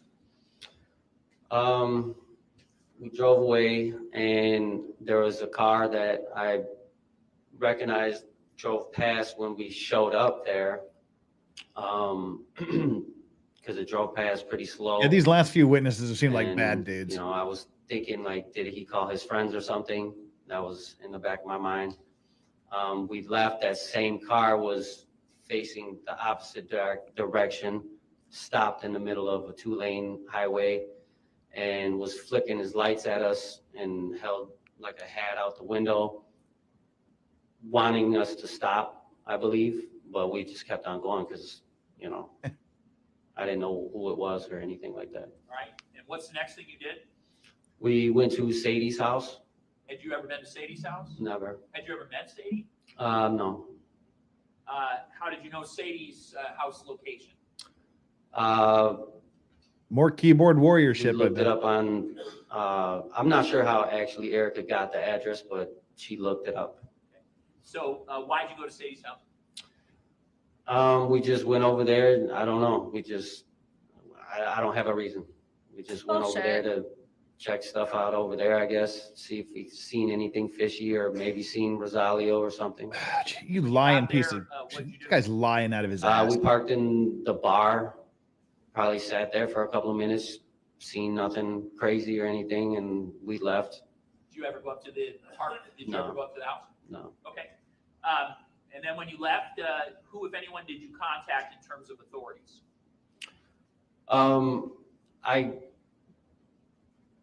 I called the authorities after we drove past Zach's house again. Okay.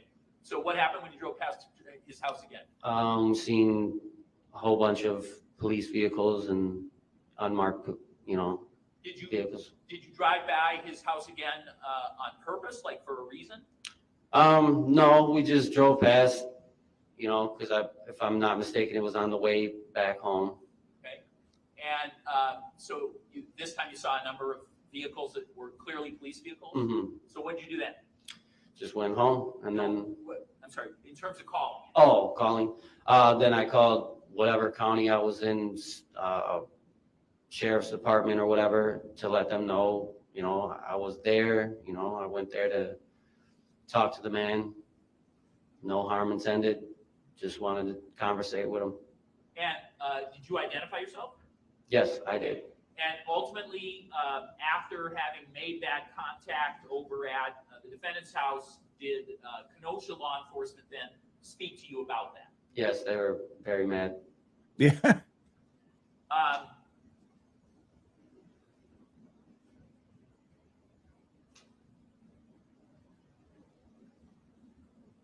Damn I want straight. to talk about some of your last contacts with Rosalio Gutierrez for a second. Are you aware? I'm going to object that this tentatively going against the court's ruling. about the prior conversations Mr. Campbell had with Mr. Gutierrez. Yeah, I won't ask those. I understand the court's ruling. Okay. Yeah. Did you have an interaction of any kind through any communication with Rosalio Gutierrez about money one of you owed the other on Friday, the 15th of May? Yes. Okay. And prior to people beginning to question you about this, did you have any active memory of that until people started bringing this up to you? Say that again? Did you remember this interaction about money with Rosalio Gutierrez before people began to ask you questions about it, or is that only something that's familiar to you because people said to you, "Hey, what about this?" I'm going to object. It's leading and suggestive. It provides multiple options. Only two options, and so then it's compound, and it's only giving him one of an answer. So therefore, it's suggestive and leading. I'm sorry, he forgot that the dead guy owed him money? The dead guy? Should I do it again? Ask again, please. Yeah. So did you remember this this contact about money owed before anybody asked you about it, or was your memory only jogged about it when people talked to you about it? Which of those? What is that I question? worked with him. He owed me money a lot. So, I mean, I don't remember specific, Dead guy owed you conversations lots of about money. We did this house or this house. Gutierrez. But he whatever. forgot. He forgot. So are you now aware, and do you now recall that on May 15th? I still know there's somebody that owes me text from $50 from Rosalio 12 Gutierrez years ago. about money he owed. Yeah. Objection leading. I'm just orienting us I'll so we withdraw can. the objection, given the answer. What is this line of questioning? So This is now I'm gonna show bizarre. you what is this on me? So it's State's Exhibit. Ooh, sound of silence. Read email. I may have a thin mint solution for you. Thank you, Cindy Oh, J. Cindy, I'll do that's that. lovely. You have the best chat. You really do. Fred Durst or Chris Daughtry wannabe. And no, I can't possibly be. Brandon says, I would like to dedicate the stream to meme copium, who sadly passed tonight in an age-related drinking accident. And come on, Chandler, you had 5 half pours and we're fine. I actually had 6 shots and I was fine eventually, but I'm not used to drinking that much tequila, so I appreciate the lovely opportunity. It was a lot of fun. It looks like I'll be having a nice little pour of a 21-year Glengoyne. Oh, you're going for it. Display that appears to Got a shot. We'll drink it slowly. Well, thank you again, Brandon, for being you. And can you see a text that's dated at? I thought Friday wouldn't have been the same without Brandon. Yes. And is that incoming to your phone? Yes. And is that from I mean, the person who is identified in your phone as Junior? Yes. Who is the person who was identified in your phone as Junior back on May 15th, 2020? Ask that again. Who was identified in your phone as Junior back on May 15th, 2020? Rosalio. Same person we've been talking about? Correct. So did he send you a text then at 6:03 p.m. on May 15th? Yes. And what does that text say? You want me to come pay you before I get Julian and shower? And there's a male name listed there, right?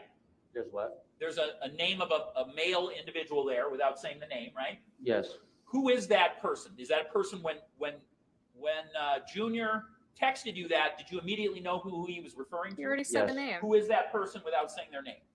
His son. Okay. So in response to... I'm just going to object and ask, it's not really an objection, but I think we need to discuss something with Judge. Okay. Ooh, she's like, she assumes the judge is going to do it. She's just standing up. We got to talk to the judge. Start again. Start again in about 15 minutes. Okay. I mean, at least the jury is getting a lot of good cardio walking back and forth between the library or whatever other room they're going to. Yeah. No, that's all right. Getting their steps in. Wow. All right. Well, Chandler, welcome. Yes. Finally, we get a moment to talk. Hello. You're looking particularly dolled up this morning. Am I? You are. Maybe it's the lipstick. Thank you. I appreciate the compliment. Yeah, good morning. Well, good evening where you're at. It's morning. It's 2 a.m. I'm very happy to be here during this bizarre trial where anything goes. And I mean, I don't know. I need to write out a bingo card for this one because there's a lot of weirdness. It just gets weirder every day. So I'm looking at this witness and I'm thinking to myself, he looks like he could probably wield a baseball bat and you know, pack a mighty punch. The guy owed him money. Isn't that a little odd? Isn't that a little suspicious? And then you go looking for somebody else to frame them, perchance. Meanwhile, the court clerk chick from where is it, Milwaukee? She's preparing her alibis to go meet him on the day he disappears. It's about displays of information and how we want to. Here we go. All right. I mean, I love watching this trial because I love learning about, you know, about court procedure, and observing all of the objections is fascinating. I'm learning a lot, but all the stopping and starting, it's not conducive to a very streamlined, you know, trial watching experience. So it's weird. It's a really weird one. It's a good one. It's I mean, weird, but good. I like it. I mean, there's just I'm really curious what actually happened. Like what fate actually befell this man. You know, what really happened to him. Yeah, and it's like I was talking during the pregame show that everything the prosecution does should be directed. Every question, every witness, every objection, every cross-examination question should be designed to take you one step closer to proving that the defendant did it beyond a reasonable doubt. Yes. And that's literally not what they're doing. We I still don't haven't understand. established he's dead. No. And except for maybe the last witness or two yesterday, every witness has been designed to show that he disappeared. Yep. Not who did it, not why he disappeared, not where he is, not how he did it. It's just we stopped hearing from him. Right. Like the mom is very sad, and that is very sad that she, you know, that she doesn't know where her son is or what happened to him. It's possible that he died. It's possible that he just disappeared. We don't really know. But people were concerned. Yeah, sure. He, you know, he wasn't around anymore. There was a little blood in his apartment. That's definitely concerning. But Zachariah Anderson being the culprit, I'm not really seeing that. I'm not seeing the obsession. I'm not seeing the stalking. The whole idea of him putting, like, you know, tracking devices in the ex-girlfriend's car. The only thing I saw was like he accidentally left an iPhone under the car seat. And that to me doesn't smack of I'm tracking my ex-girlfriend with a GPS tracker, unless they prove that he bought some device on Amazon or something. I did not see that yet. Did you? They did that yesterday afternoon. There was one they had like Officer Donut guy who was on the stand right after lunch, and one of the items of evidence was a GPS tracker that they found on the coffee table somewhere, but it was in a box. Yeah, so it wasn't opened. It wasn't used. Yeah. The first thing that really started to point them to Zachariah Anderson was the boss, his boss, Gutierrez's boss, who said that he didn't turn up, and then she recalled something about someone breaking into his car, and that she put the name out to his Facebook buddy group or whatever, and these witnesses saw it and then went full vigilante and said, aha, this guy, he probably had something to do with it. Let's go to his house. And then these two thugs show up in the guy's backyard. Are you Zach? We want to talk to you about some missing friend. We think you had something to do with it. I'd be like, who the fuck are you? Get out of my house. Honestly, when I, you know, heard about the way that the DA was framing this, he was like, he lied. He said that he was his brother. Yeah, because two weirdos showed up on his property, and his very appropriate response was, this is my own private domicile and I will not be harassed, bitch. And that was very appropriate. I completely agree with that portrayal. Like, who are you? And then he called 911 to let them know, like, hey, there are these two weirdos on my property looking for me, and I don't know what they want. I don't know what their deal is. They could have a weapon for all he knows. Like, that's a situation that any American person would be, or literally any person anywhere would be reasonably uncomfortable with and would want backup or would want support. Now, Well, if the yeah, guy just and killed even somebody, these- I don't see him calling 911 if these people Yeah. are coming to investigate. That doesn't make sense. Yeah, and even the thug guys, they said they reported it to the police that he might have something to do with it. And then they went off the rails and still went investigating. And you're damn right the police were probably pissed at them. It's like, that's our job. And then they asked him, like, well, why did you go to Sadie's place? And he was just like, oh, I don't really remember. We were just kind of snooping around, just kind of trying to see, you know, if we could find something. I mean, come on, Never bro. met her. They had to do their little keyboard, Facebook investigator stuff to find to find Zachariah's address. Then they had to use their Google skills to find her address and creeping around. These guys are seriously sus. They're running around. These two guys are just running around wild, investigating people, crawling into people's backyards, confronting people, going to the ex-girlfriend's place and rooting through her stuff. I mean, you have to have some kind of investment. There has to be a loss for you if you do not do these things. And so my question is, with the court clerk who was going to go on the one date with the guy, why did she stay for 30 minutes waiting for him to show up? Why did she take a day off of work to go to the police? Why did this guy, go to the trouble of looking up this address and driving this whole way to like talk to this guy? I mean, it was like an hour drive. I'm not going to be driving an hour just to like look around and check things out. I mean, driving around, like hey, we heard you had something to do with it. You'd be like, dude, this is just weird. And it's very weird. None of this testimony points any finger whatsoever at Zachariah Anderson. No, I mean, it shows that they targeted him for some reason. They pointed their finger at him, but it's not really explained why. I don't really understand how they came to the conclusion that Zachariah Anderson was responsible for the disappearance of their friend. And it doesn't seem like he was concerned about finding Rosalio for the reason like, oh, poor Rosalio, like he always shows up. It's like, no, Rosalio owed him money. So either he had something to do with the disappearance, or, he's like, well, if he's dead or if he's missing, then I'm not going to get my money back. I mean, Yeah. He doesn't seem like a concerned friend. He seems, like he has a motive of some sort. Can't argue with that. He's talking about, oh, he owed me money all the time. He would frequently borrow money from me. For what? And why would you lend him money like that all the time? Like, he's like, oh yeah, I work with him.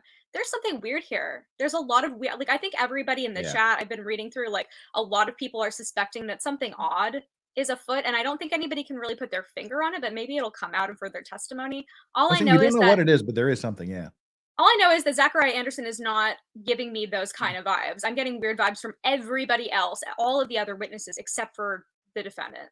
The defendant is not, reading like murderer to me. Like these witnesses seem more likely to have killed the guy instead of one guy with a man bun killing a 275-pound and getting rid of him with no trace. With back problems. Like with this guy with back pain. I mean, maybe he got somebody else to do it. I don't know. But considering that his DNA was nowhere in the victim's apartment, I'd like to understand how it was that he committed this crime. Yeah. Let me burn through some super chats here. Nah, can't possibly be. Brandon says, well, Meme can't end his stream because he's drowning his own puke in his bathtub. Figured my services were needed here. I tried to get a hold of Josh over at Meme Copium. He's obviously not answering. So I'm just assuming he's sleeping it off. You owe 2 shots. Well, yeah, I do. So we got 1 down. We're going slow. We're not doing shots tonight. We're just taking decent drinks. Sensible drinks. But thank you so much for that. Nah, can't possibly be. Brandon, what do you think about this good logic situation? He owes me 6 shots. I then added 4 at 200. He said it was a drinking stream where he does them for $100, and now he won't pony up. Shyster lawyer. Yeah. Well. I was watching that stream last night, and I loved how he kind of brought everybody else into, he was like, oh no, everybody mediate, and he like kind of explained the situation. I think that he should do the 6 shots personally. Of course he should. He owes it. I mean, Joe, don't come for me, but a debt, a debt is a debt, and I think that it's important to repay debts, in full, which is why I did, all 5 shots on stream instead of saving them for later. So, I mean, I think he should have, he did his Purim stream. He showed up drunk. If he had just, done the shots on camera, he could have, taken care of it. But I believe in Joe. I think Joe will pay his debt. 6 shots. Yeah, Let's do 6 and shots. every time I've fallen up short on my F at Friday streams, I make it up the next week. Poor Zach, says chaos coordinator, sitting there listening to all those lies, and he was in jail for 3 years because of what? A gossip? At least he's got a good attorney. Yes. Okay, at this point, if he is convicted, literally justice is dead in America. Straight up between Murdaugh and if this guy goes down, based on what we've seen so far, there is absolutely no presumption of innocence, no search for justice, no search for truth, no meeting a burden of proof. Justice is dead in America. If we went to the jury today, and I mean, who knows? We're still in the middle of the trial. It was supposed to be done by the end of this week. That ain't going to happen. But we're still in the middle of it. There could be some bombshell evidence coming. I haven't seen it, but if this were to go to the jury today and they came back with a guilty verdict, that would just be it. Well, I And Mike Morrison, double it up, sir. Okay, well that puts me like 2. I'm 2 down after this one, so we're keeping track. Thank you, Mike. You ridiculous human being. Mike is a mensch. Legendary Racing. What if he has a twin and it was really his bro? Dun dun dun. Yesterday's court clerk's testimony was Who's on First Legal Edition. I couldn't tell if she was really dumb or really tricky. I need an Advil. Yeah, that was all. I either use. I can't remember if I used this app or this app. I don't know why I was at the wrong address. I was 45 minutes late. But I can't. She was changing her story on the fly, not remembering things. Evasive as hell. She was dodging everything. She was like, well, no, it was like I did not trust her as a witness. And the fascinating thing, okay, I'm not one to okay, I know during the Murdaugh trial, a lot of people were like reading into like little phrases here and there. She said something odd on the stand that I couldn't get out of my head, where when they asked her, why did you come and, talk to the detectives and take a day off of work? She said, well, because of the importance of my job, I felt like it was really important to, come clean. And it's just like, okay, I don't know about you, and maybe I'm reading into this. I totally could be. But coming clean about something kind of implies that you weren't being forthcoming previously and that you're choosing to do so now. I mean, maybe I'm wrong, but there was just something weird about her. I can't put my finger on it. My vibe was from all that was she wanted to get out in front of it before they came looking for her, which was weird because we were talking about she sort of like prepared an alibi before she left. Which if I was just talking to some guy and I was going to go on a date with him. Guy. Oh, hello. He looks very that's probably lovely. That's probably Judge Schroeder in his younger days in 1827. It's a handsome portrait. I like it. But yeah, well, it's like the thing that struck me most about the court clerk testimony yesterday was that she's never met the guy. They've just been slipping each other's Facebook DMs, and then she and coincidentally arranges to meet him on the day he disappears. She's literally one of the last people to message him. She's 45 minutes late for their appointment. And when she leaves her house, she takes a picture. She sends him a snapshot of her entering his address into her navigation. Yeah, what was with that? That was very weird. Why would you do that? I mean, maybe it was to show him the ETA or something. I can't. See, I don't but know. It wasn't that. It was. See, that's I could understand that. Like, here's a picture. Here. I'm leaving now. Here's when I arrive. But this was a picture of her putting the address into it. Yeah, very odd. Like, this is the address I'm going to. And then she shows up at the wrong address because it showed up weird on her app, and she couldn't remember which app it showed up weird on. And she comes up 45 minutes late. And her first 4 texts were, "I'm here. Where are you? I'm worried about you. Are you okay?" Yeah, I don't know. I just, if it were me and I was going to meet up with somebody and they never showed up, I don't know if I would feel very compelled to take a day off work and go to the plate, because it's like, if you never met him in person before, then what what could you possibly have to offer this investigation? Like, you texted him, he didn't reply. I mean, I don't know. It doesn't seem like something I would do. Maybe I'm wrong. She was ghosted, figuratively or literally. Yeah, Jesus, that was a really, really bad joke, but like, not, I can't help, but I did laugh at it. Oh, I love chat's like, so he ghosted her? Yes. So whether the ghosting was metaphorical or quite literal, she can, if someone blew me off like that, I'd be like, F you, and I would delete them instantly from everything I ever had. But she continued to message him for like 2 days. She was like, I prayed to Jesus for you, or something like that, Yeah. really worried And then about she him went, the following day. and then as you said, she took the day off to go to check him out again, to try to go to his address again and to tell police what the deal was. But then we saw the things that was even more sus about her was just a few texts before I'm leaving. She was saying, okay, we're making up this deal with like, okay, he wants to go to a bar. I don't want to go to a bar because I don't want to get drunk, but I've never met him before. So going to a bar is sus, but I'll meet him in front of his house.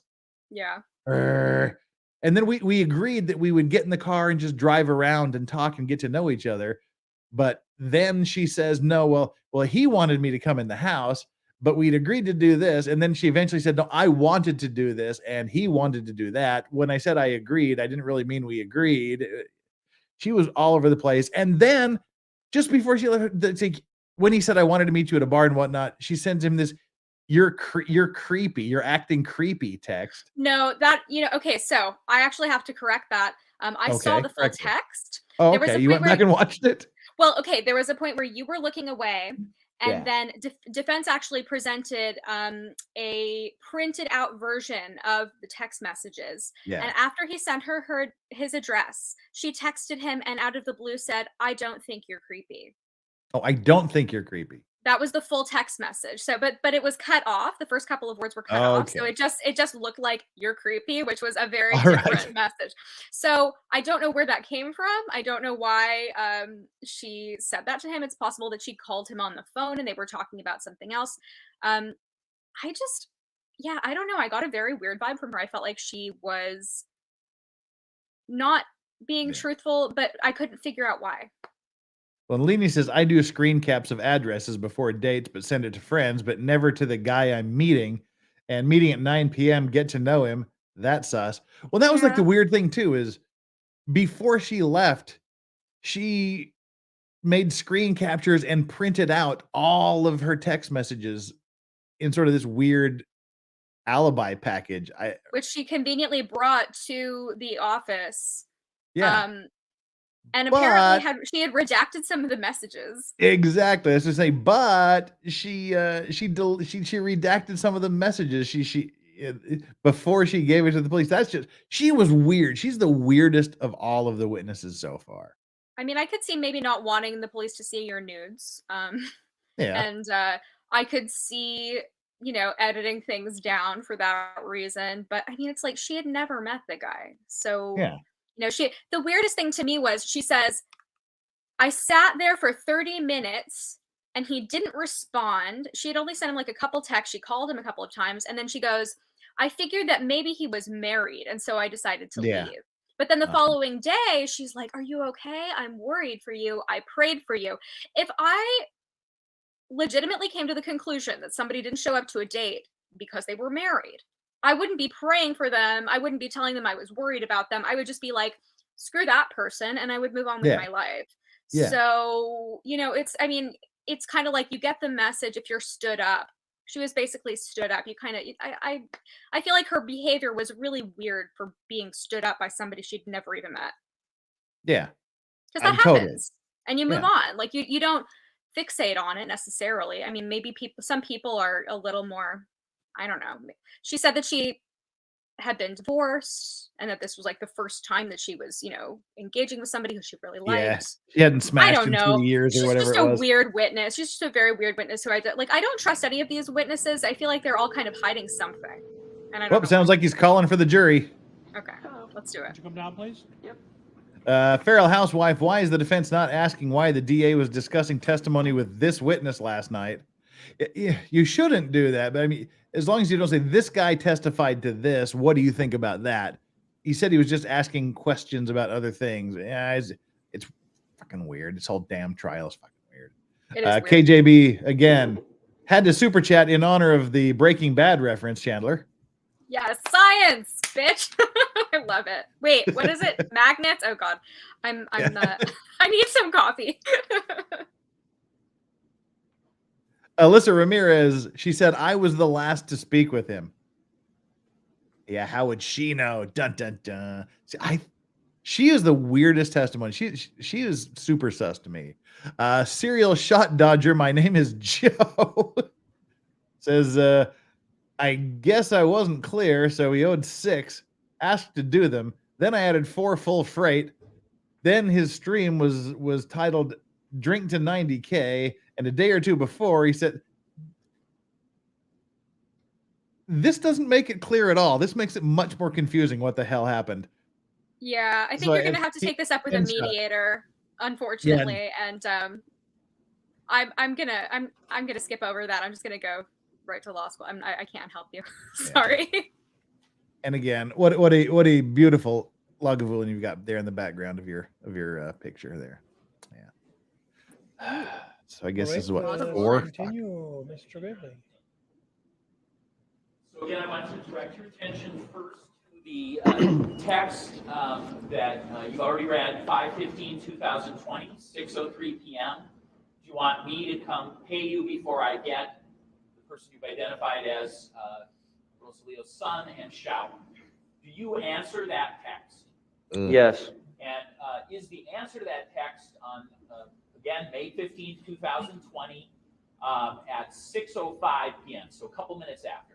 Yes. And what is it that you say in relation to, do you want me to come and pay you? No, it's okay. I can wait. Okay. Now, on the 15th of That's May, weird. If I indicated to you that was a Friday, do you believe you saw Rosalio Gutierrez after that before you went to his house because you were concerned about his whereabouts? So after that Friday at 6:05, do you think you saw him sometime that weekend, for instance? It's possible, yes. Okay. And you have a memory of believing that you saw him sometime that weekend? I don't have a memory, but like I said, it's possible that I could have seen him, yes. Did you give a statement to law enforcement back on May 20th, 2020? Yes. So that was literally the day after you had been over to the crime scene. Is that right? Yeah. Okay. That was very recent in terms of us talking about the weekend of May 16th and 17th, just a couple days before. Yeah. All right. If I showed you that statement that you gave law enforcement, would that possibly refresh Yes, I your want to memory see it. of whether you saw Rosalio that on either on sometime that weekend? Yeah. Okay. So I'm just going to point it out. Now, see, that 19th is the weird date. That's the date that she took the court clerk he was cheating on his girlfriend with. She mysteriously took a day off work and showed up at the crime scene. This guy mysteriously showed up at the crime scene. His buddy mysteriously showed up at the crime scene, all independently. Right there, because they hadn't heard from him in a couple of days. Next Weird. couple of sentences to yourself. Okay. Have you read those? Yes. Does that refresh your memory about whether you saw Rosalio Gutierrez sometime that same weekend of the 15th, 16th, 17th of May 2020? Yes. So now, having had your memory refreshed, approximately when do you think you saw him, and in what context? What do you know about it? It was either, Friday or Saturday when we had pizza, all the kids together. And do you believe that was at Rosalio Gutierrez's house or your house? My house. Okay. Now, after that, I'm going to call pizza party. Okay. After that pizza party, I'm going to object that it hasn't been testified to that there was a pizza party. You didn't make it one. I didn't have that on my bingo card. Argumentative in testimony. Okay, that's a After silly that objection. incident where you had pizza Yeah. and the children together at your house, is there ever a time that you have a distinct memory of seeing Rosalio Gutierrez in person again, other than that gathering we just talked about? No, I think that was probably the last time I'd seen him. Okay. Now, are you aware that your phone, what if anything can you say about whether you gave up your phone willingly and cooperatively in this case when law enforcement asked you in some fashion? Wasn't there like an old board game called know, Pizza any Party where you had to information I could. do things and make And slices of ultimately, pizza? are you aware that your phone indicates that on Possibly. May 17th, 2020, at 1:46 a.m. Okay, so the Saturday into very early Sunday morning, right? 1:46 a.m. That your phone is at a location at Rosalio Gutierrez's home. Are you aware of that? Yes, I was told about it, yes. That's been pointed out to you? Yes. Okay. What if anything, do you remember about by May 17th, 2020, were the bars in Kenosha starting to open again? I believe so, yeah. Okay. And I what, thought we if had that anything, game. do you know about May 17th, 2020 and any idea of, first of all, do you have a distinct memory of going to Rosalio Gutierrez's home on May 17th, 2020 at 1:46 a.m.? If I were to be there, it would be to just hang out with him, drink a couple beers or something. I honestly don't remember. But that be there, it would be to just hang out with him, drink a couple beers or something. I honestly don't remember. But that, obviously if I'm going over there at that time, after the bar, we're gonna hang out and drink a couple beers. Okay. And then on May 17th, so that's a Sunday, in the evening hours, do you recall where you were? At my house, I'm sure. Okay. And can you indicate on May 17th, 2020, what your hairstyle was? Same as it is now, same as it has been since like 9th grade. And what? On May 17th, 2020, okay, in the evening, do you recall ever leaving your residence that was your normal residence at the time? On Sunday evening, you said? Yep. No, other than maybe leaving to go get food or something for the kids and Erica, I mean, if I wasn't at work, I was at home. And who is Erica to you, specifically back on May 17th, 2020? Who was Erica to you at that moment? It was my girlfriend at the time. Okay. And do you have children with her? One. Okay. And what, if anything, can you say about your living situation back on May 17th, 2020? I don't. Were you living with her or apart? She was living. Well, it's my house, so she was at my house, living with me at the time. And the children? Yes. Okay. And that was true on the evening of May 17th, 2020? Yes. All right. Are you and Miss Saylor romantically connected today? No. This time? Okay.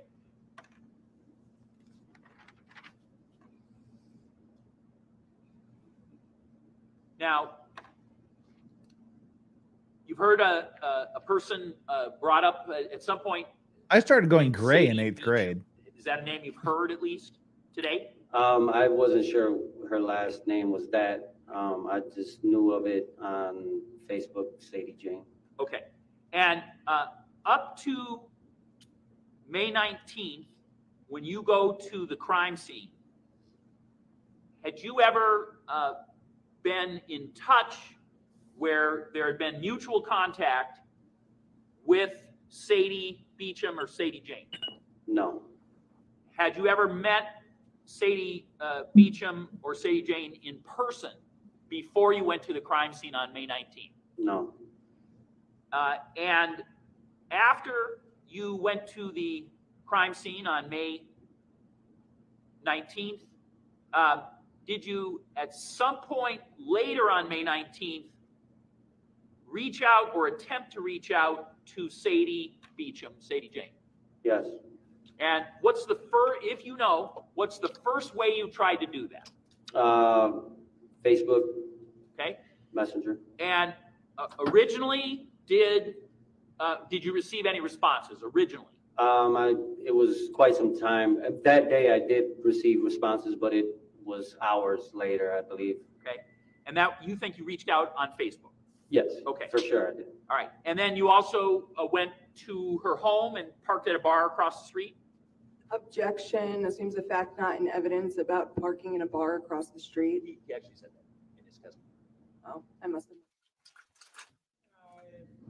It's predicated upon that, and if you find that that didn't. I'll be right back. That hasn't been proved. Okay. Disregard the answer. Was the bar that I'm speaking about that you said you parked at, was it across the street? No, it was like her house was here and then the parking lot was like kind of on the side of her house. Okay. So that day, May 19th, you also went to that location, right? The day after, yeah. The day you found? The day I went to his house. Okay. And you didn't make any contact with her in person then? No. Okay. So having returned from your trip up north of where you had been, where you live, did you at some point then have contact for the first time with Sadie Beecham? Yeah, she finally responded back to me. And you believe that was sometime that evening of May 19th, but after you returned? Did I get that correct? Yeah. Okay. Pretty positive it was after, yeah.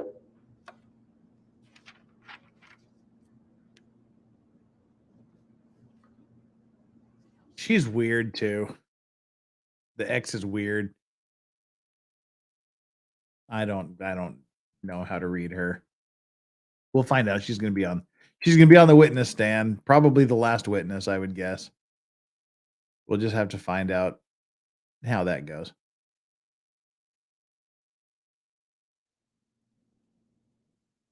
Not sure why we're quiet, but we are. And by the way, what does when he shaved his head have to do with anything?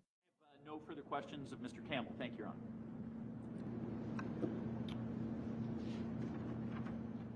Going back to May 19th, 2020, I'm going to probably walk you through a couple more things that the state kind of started you on. This should be interesting. You arrived at Mr. Gutierrez's apartment, and then do you remember speaking with detectives when you were there? Yes. And do you remember after you spoke with detectives on scene that you had a telephone conversation with Detective Correa? I had a conversation with him, I believe, on the way back from my trip up to his house. So you did have a phone call. Yes. And do you remember in that phone call, the detective Stated that's hearsay. Rephrase your question. Do you remember telling Detective Correa that you had gotten information about Sadie and Mr. Anderson from Miss Patterson? I didn't get any information from her. So if you told Detective Correa that you got information about Mr. Anderson and Sadie, that would be a lie? He shouldn't have to form an opinion about or vouch for truthfulness of any. A lie is a very, very. Sure, I'll rephrase it. When you say something's a lie, a lie is a willful misrepresentation. Well, yes. Well, generally a fact, but He said it or he didn't. If he said he didn't say it and she shows that he did say it, it's a lie. People can be, if you ask me, where was I last December 22nd, and I give you my best estimate, it's probably going to be wrong, but it's not a lie. You're being so you kind, Judge. never told Detective Correa that you had gotten information about Sadie or Mr. Anderson from Mr. don't- Gutierrez's mother. I don't recall getting any information from Celia about Zachariah. I got all my information from my ex-girlfriend, like I had stated before. Okay, and you're standing by that. Yes. So I'll on bet she May has 19th, evidence to prove otherwise. 2020, you had never did you speak with Ms. Patterson on that date? I don't remember when I had spoken with her. Of course, I'm sure she knew me working with her son, so I'm sure she reached out to me. I don't remember when she reached out to me. So you said you were, when you drove to Mr. Gutierrez's apartment on May 19th, 2020, were you driving your own vehicle at that time? To Mr. Gutierrez's house? Correct. Yes. And what is that vehicle? 2003 GMC Sierra, What color? black. And that's a pickup truck? Yes. And so why did you take a different car? Why didn't you drive your truck to Mr. Anderson's home? Because I don't live far from Junior. My car isn't the greatest. It's a work truck. My mother's car is a lot more reliable. Did it have anything to do with the fact too about your license status?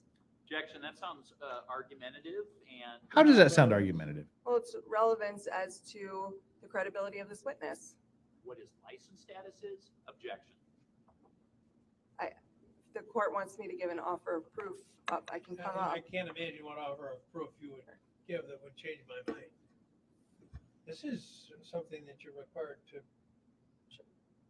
approach prior to asking the question. So I'm going to ask that it be stricken so that, and the jury be If I could instructed. approach. And let me finish, counsel.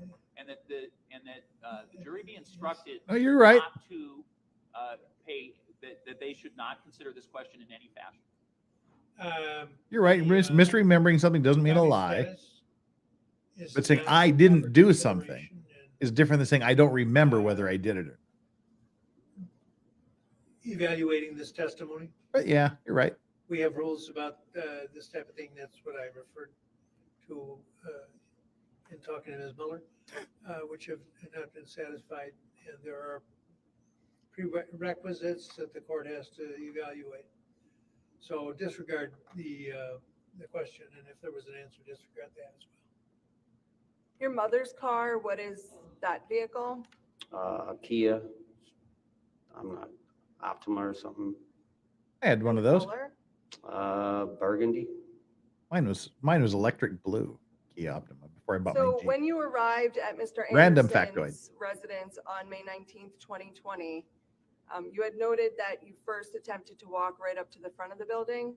To the front of the house, yes. So that was through the grass. Correct. Then you walked around. Yeah. And that's when you saw the two vehicles and Mr. I Anderson. saw him first. And then the two vehicles. Yes. Okay. When you were there, you said that Mr. Anderson. Hey, had my Kia was one of the said that greatest his cars I've ever mother- owned. Something like that. Yeah, he said he didn't say that it was him. And, Asked him if it was Zachariah. He said no. and did you give your real name? I did. I didn't give him my last, I don't think, but I gave him my first. Okay. And did you hear Yep. Mr. Hendrickson Objection. give his name? Objection. Calls for hearsay. What the other person said? The other person's already testified, and this is also the state. This is just. No, please. Can you give me the question back, please?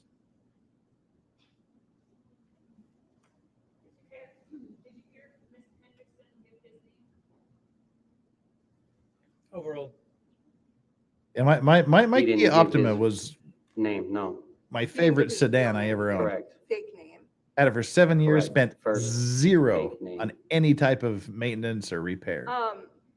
So Mr. Anyway. Anderson wasn't the only one not giving real names in that Mr. in that Anderson. situation, in that conversation. Objection, that's argumentative.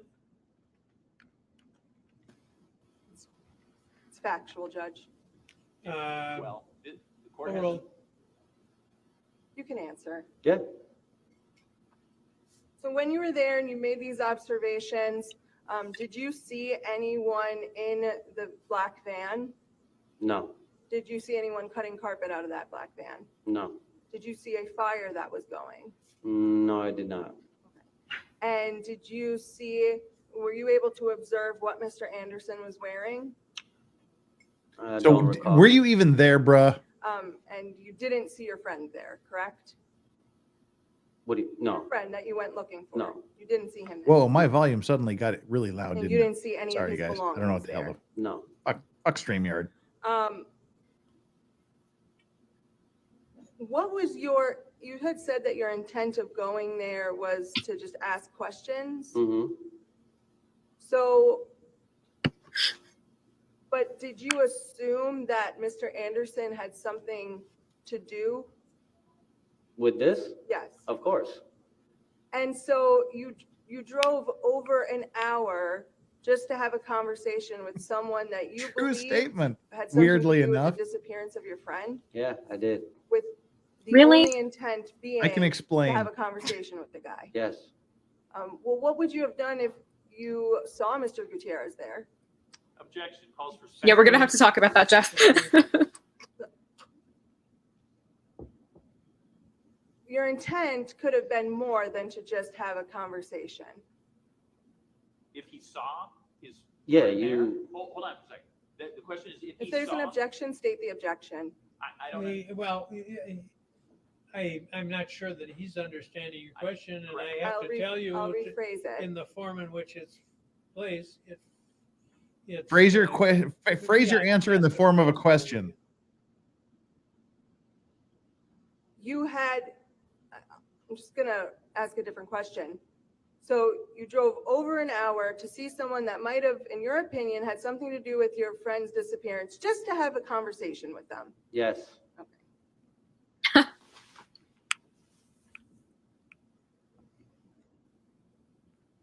I like that little workaround. Levi's, can you clarify if these individual guys were at the named house John Hunt? before the police were called? My understanding is they called the do now. police and then went to his house. How do you know him? From a statement that was written from him. Do you remember previously telling law enforcement that you had known him prior to that you were familiar with who he was? I was told by my sister that he was my father's friend that I had no idea about. And do you remember a time around May 19th, 2020, where you and him had an encounter? I mean, he picked up my sister every day to go to the methadone clinic. So, Jesus. yeah, I'm sure I had conversations with him. And Okay, so the around family has this drug time, ties. Strike that. I want to go back to May 17th, 2020. Your phone pings at Mr. Gutierrez's apartment. Okay. But you previously said that the only time you saw him was either on Friday or Saturday. You can't remember. Objection, that mischaracterizes the evidence. He didn't say that's the only time he saw him. Just said that's the time he saw him. Obviously, it's not the only time. He's seen him many times over his life.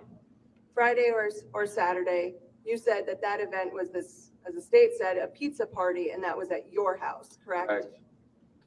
So what were you doing at Mr. Gutierrez's apartment on May 17th, 2020? Oh, zing. Like I said, I could have went over there, had some beers with him. You know, if he had He a could've? job that I had to go somewhere different, maybe I needed some tools that he had or vice versa. Well, would you have gone there without texting him first? Objection calls for speculation. It's this own witness. I don't, you could ask him whether he did or not, but you're asking whether he would have done so, which is, you're really asking what he might have done, which isn't, well, it's irrelevant. If you, Before you go to Mr. Gutierrez, you've been to Mr. Gutierrez's apartment before. Correct.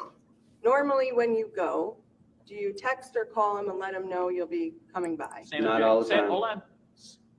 Same objection. This is what he normally does. It's not asking would he.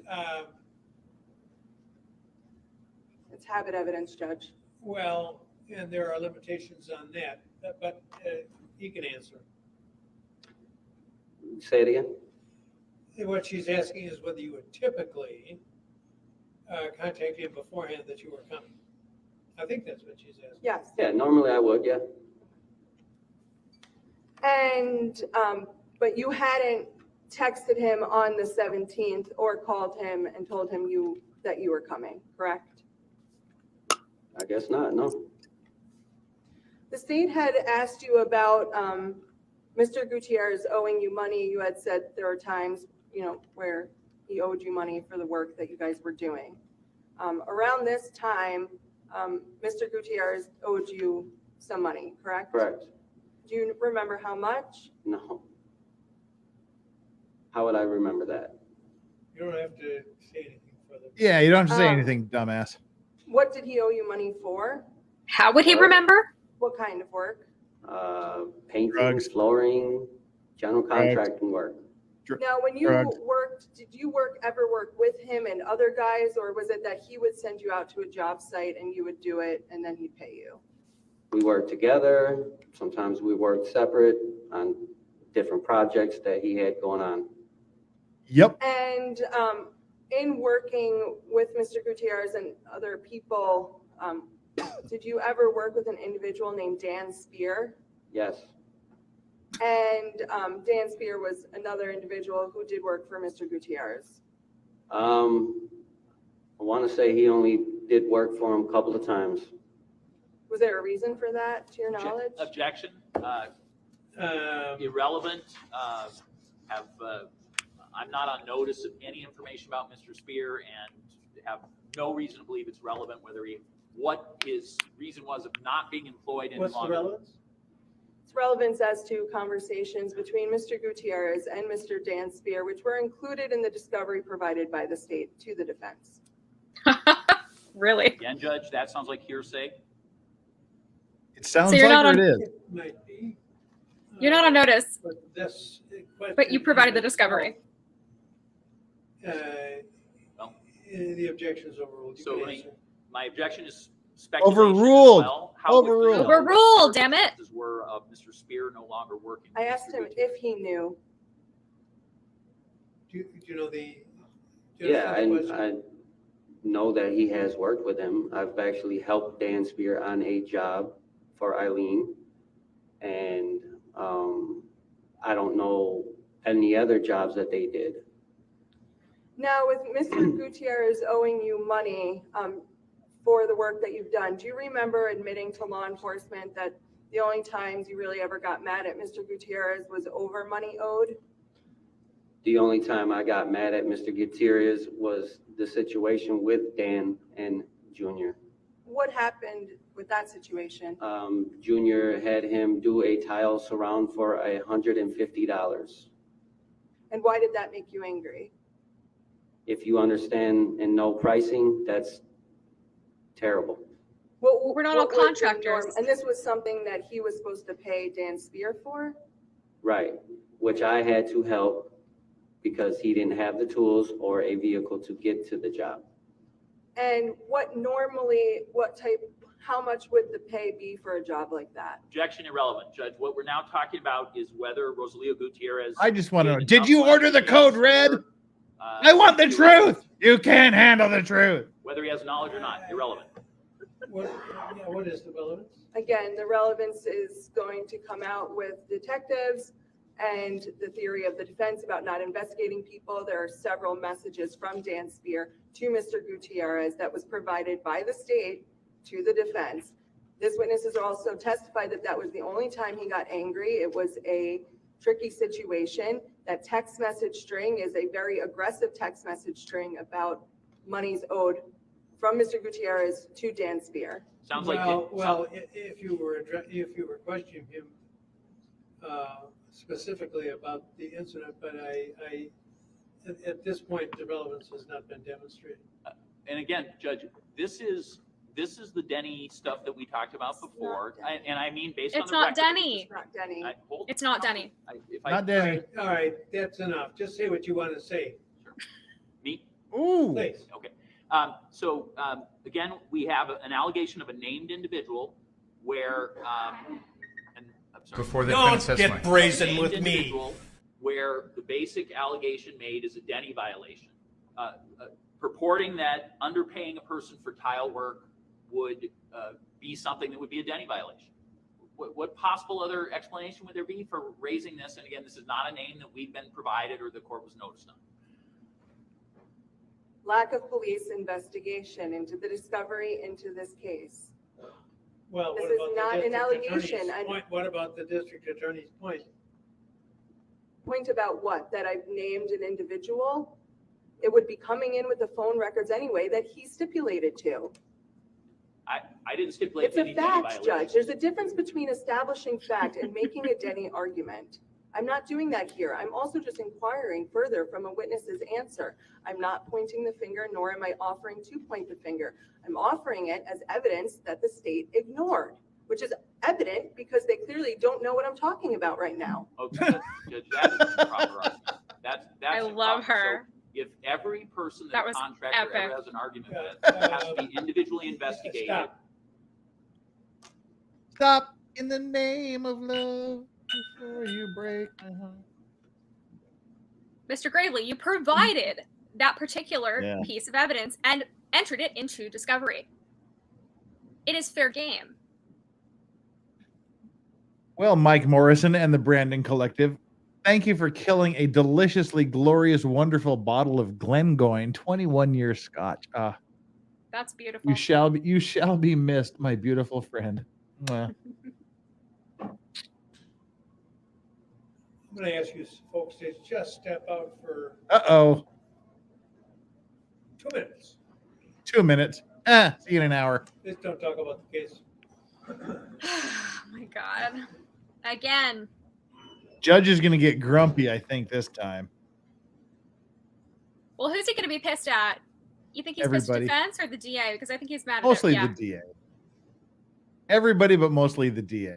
I'm sorry, but when the DA objects to this particular piece of evidence, it looks like he has something to hide. Because if I was in the jury, I'd be like, well, who is this guy, Dan Spear? And Yeah. what kind of argument did they have? And what's up with that? Like, I'd be curious. When I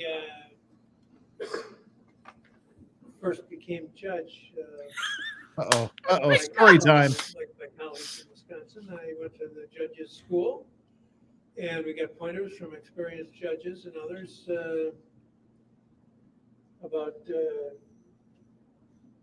various techniques. And one of the points that was made was that you should always give reasons for your ruling, so the Court of Appeals, why As we've talked about. Why you ruled as you did. That's why he does this. Over the years, I've tried to adhere to that as much as possible, and I can't recall ever getting scolded for it by the Court of Appeals. And in fact, on occasion, individual judges have, from the Court of Appeals, have Nice tick told me how reference they there. like that because they can understand why I acted as I did. That doesn't mean they always agree. But and so I've been comfortable with it. And I had a case a couple of years ago where I was roundly criticized in a case that was in the, Oh, nice Hammurabi blast. which a lot of criticism, Solid. in my estimation, was politically based by people who did or didn't like the way things were going. But there was a lot of criticism. The judge shouldn't be ruling on evidence in front of the jury and giving his reasons for doing it, and also allowing the attorneys to argue evidence in front of the jury, which also was, I thought, encouraged by the Court of Appeals. I have to tell you that, and I've been through some real battles in here, but I've never had a case where lawyers took my position of allowing discussion to the point of filibuster. Kind of like you're doing now, if Judge. we don't contain this a little bit, I'm going to have to go to the more traditional system of just stating your objection. And I'll rule on the fly without always fully understanding what you're getting at. This courtroom was built in 100 years ago. And the he was jurors there have to lay the climb 21 cornerstone. steps to get up to the jury room, and it's not comfortable for all of them. So taking these extended breaks for having the evidentiary discussions is a problem, as it is for the reporter because of the electronics if we leave the room. So look, you can briefly state your positions, but both the acrimony and the excessive combativeness are not helpful, and I want them stopped. Ooh. Any questions? No, Judge. No. Thank you. Ask the jury to come in. What did the court rule on whether this is permissible question or whether there's a Denny violation, just so that we're... Oh, I was looking at it as an opportunity to give a speech. All right. I didn't actually. Okay. Thank you. Nice. Oh my God, Trader's delightful. Why don't you start with a new question and keep it within the parameters? There is validity to what he's saying. I also can understand your position, which has been pretty consistent throughout the trial. But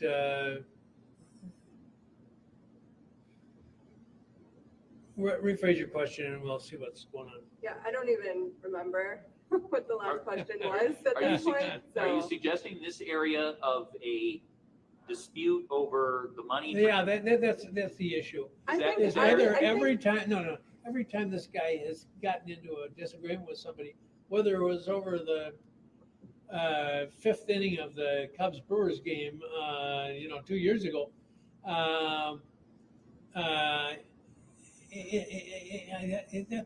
that's so far fetched.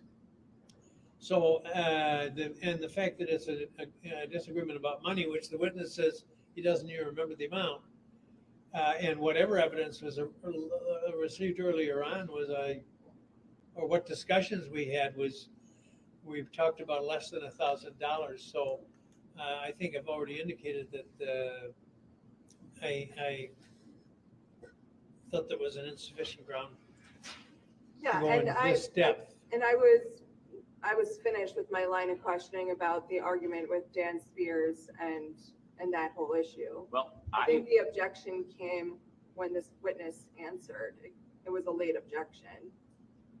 I'm moving on. I'm not going into that area anymore. I am asking the court to indicate that the testimony garnered regarding a dispute about tile surround with Dan Spears should be disregarded because the court is sustaining my objection, and then we should move on. I would say I didn't think that the $150 dispute about the tile on the, what do you call it, the edge? Tub surround. Tile surround was of such significance that it needs to be struck. So while I think your point is Essentially, that's exactly what they can do. You gave it to us so we can use it. So everything they get turned over, good or sustaining my bad, they can objection, use. or because she indicates she's moving Unless on, there's we're not, some just technical so that I reason understand why where we're not. at. And I'm done. well, you made a request in addition to the objection. The objection is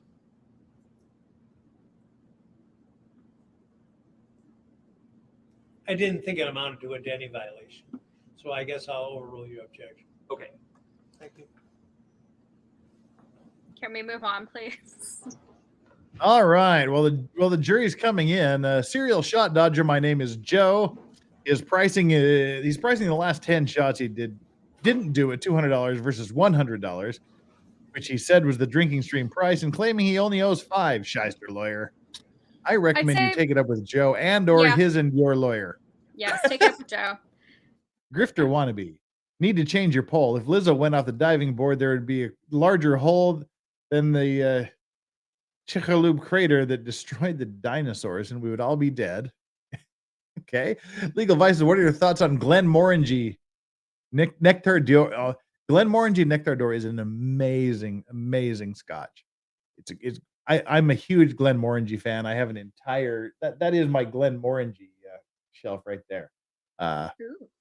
The Nectar d'Or it tastes like a warm croissant in a pastry shop in the morning. Like you go into a pastry shop, you got like the smells of the bakery and you taste like a hot buttered croissant. Oh, it's amazing. On direct Love it. examination, you had talked about a Facebook post that you created in regards to your friend, Mr. Gutierrez.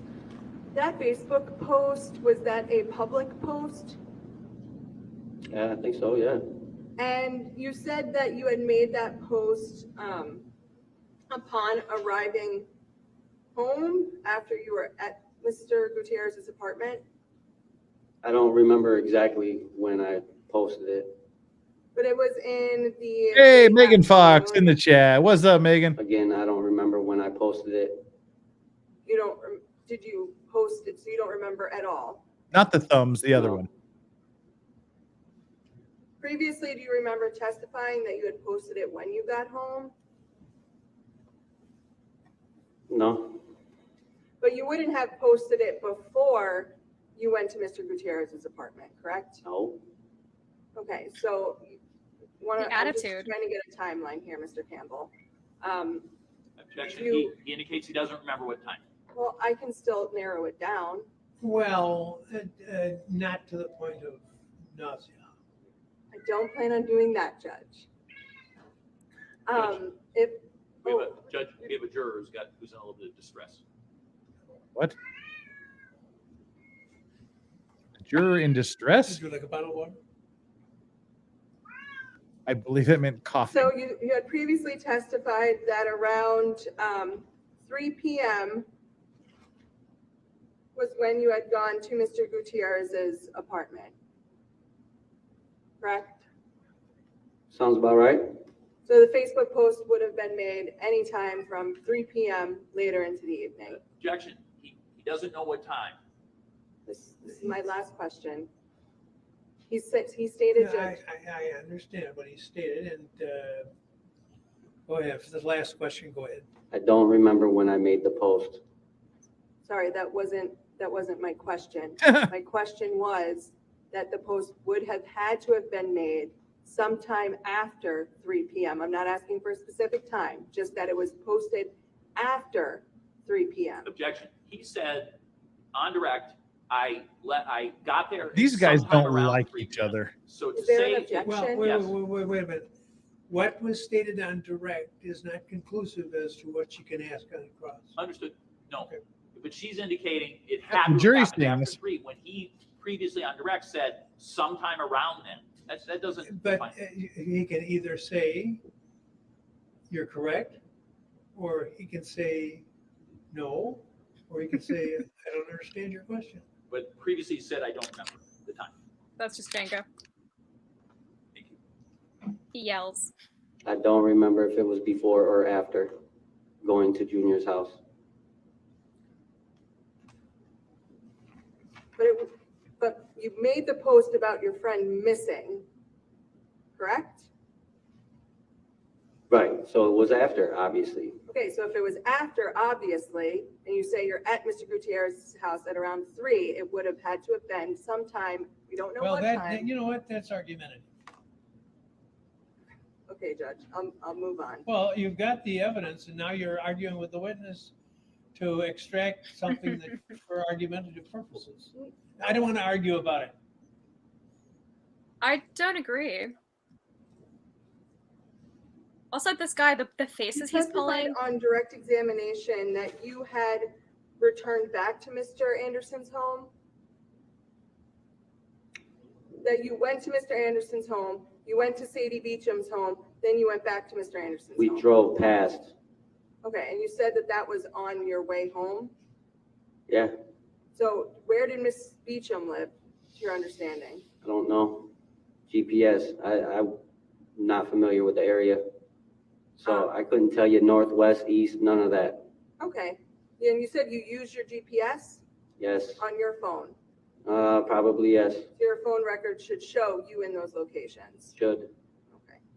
If it was on the way, it was between one location and the other. So that would be pretty easy to answer. Do you He's kind of remember argumentative. sometime around May 19th, 2020, having items in a trailer attached to your truck that were going to be disposed of?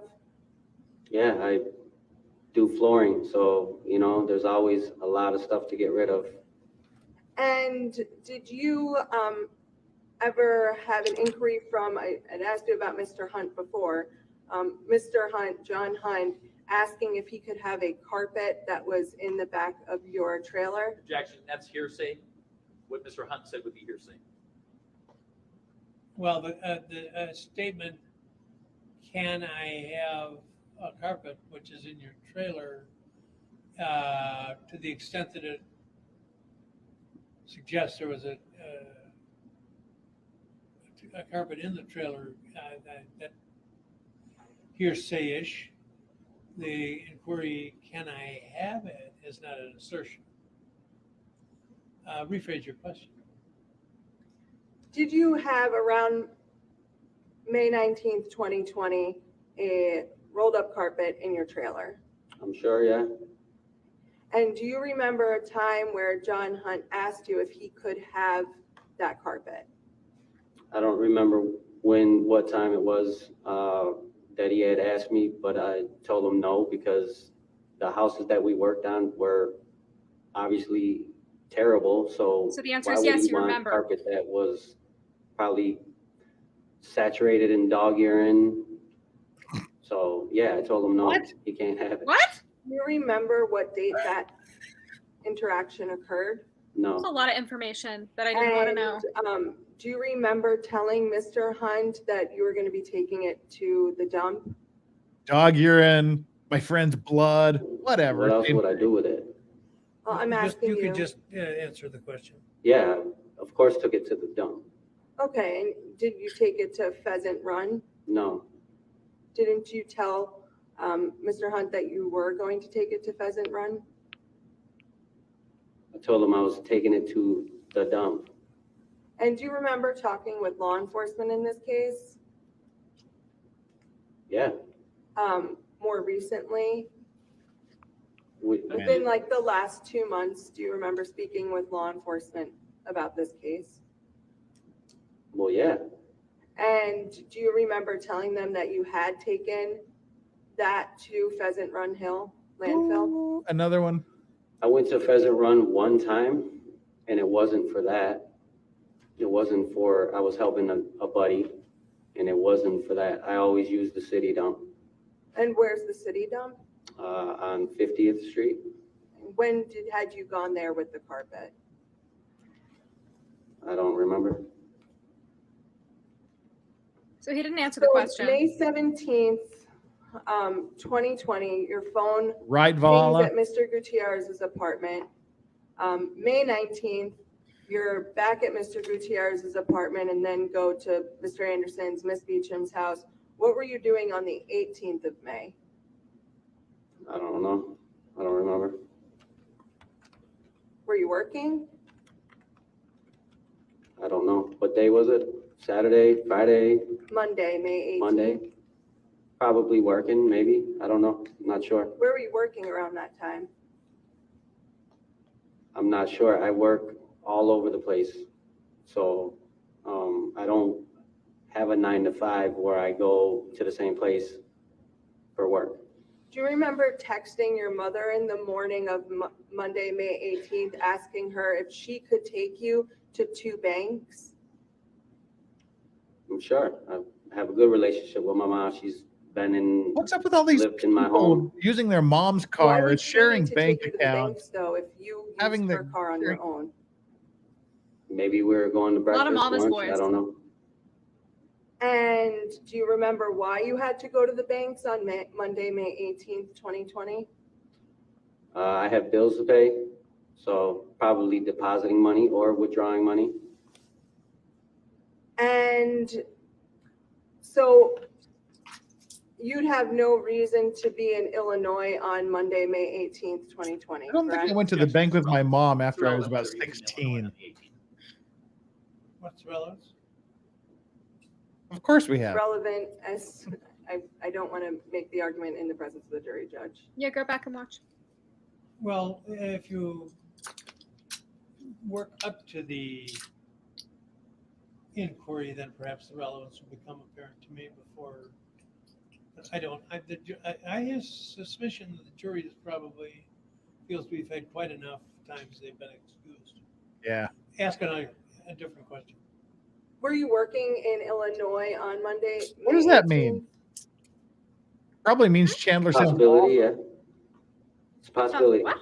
Did you provide any records from your bank? If to you law sound like me, enforcement? clearly you sound awesome. Again, irrelevant. I'll take that. I'm Now, flattered. That question, go ahead. I can if I need to. No, her question was, did you do so? Yes. You handed them a copy of your bank records? I showed him.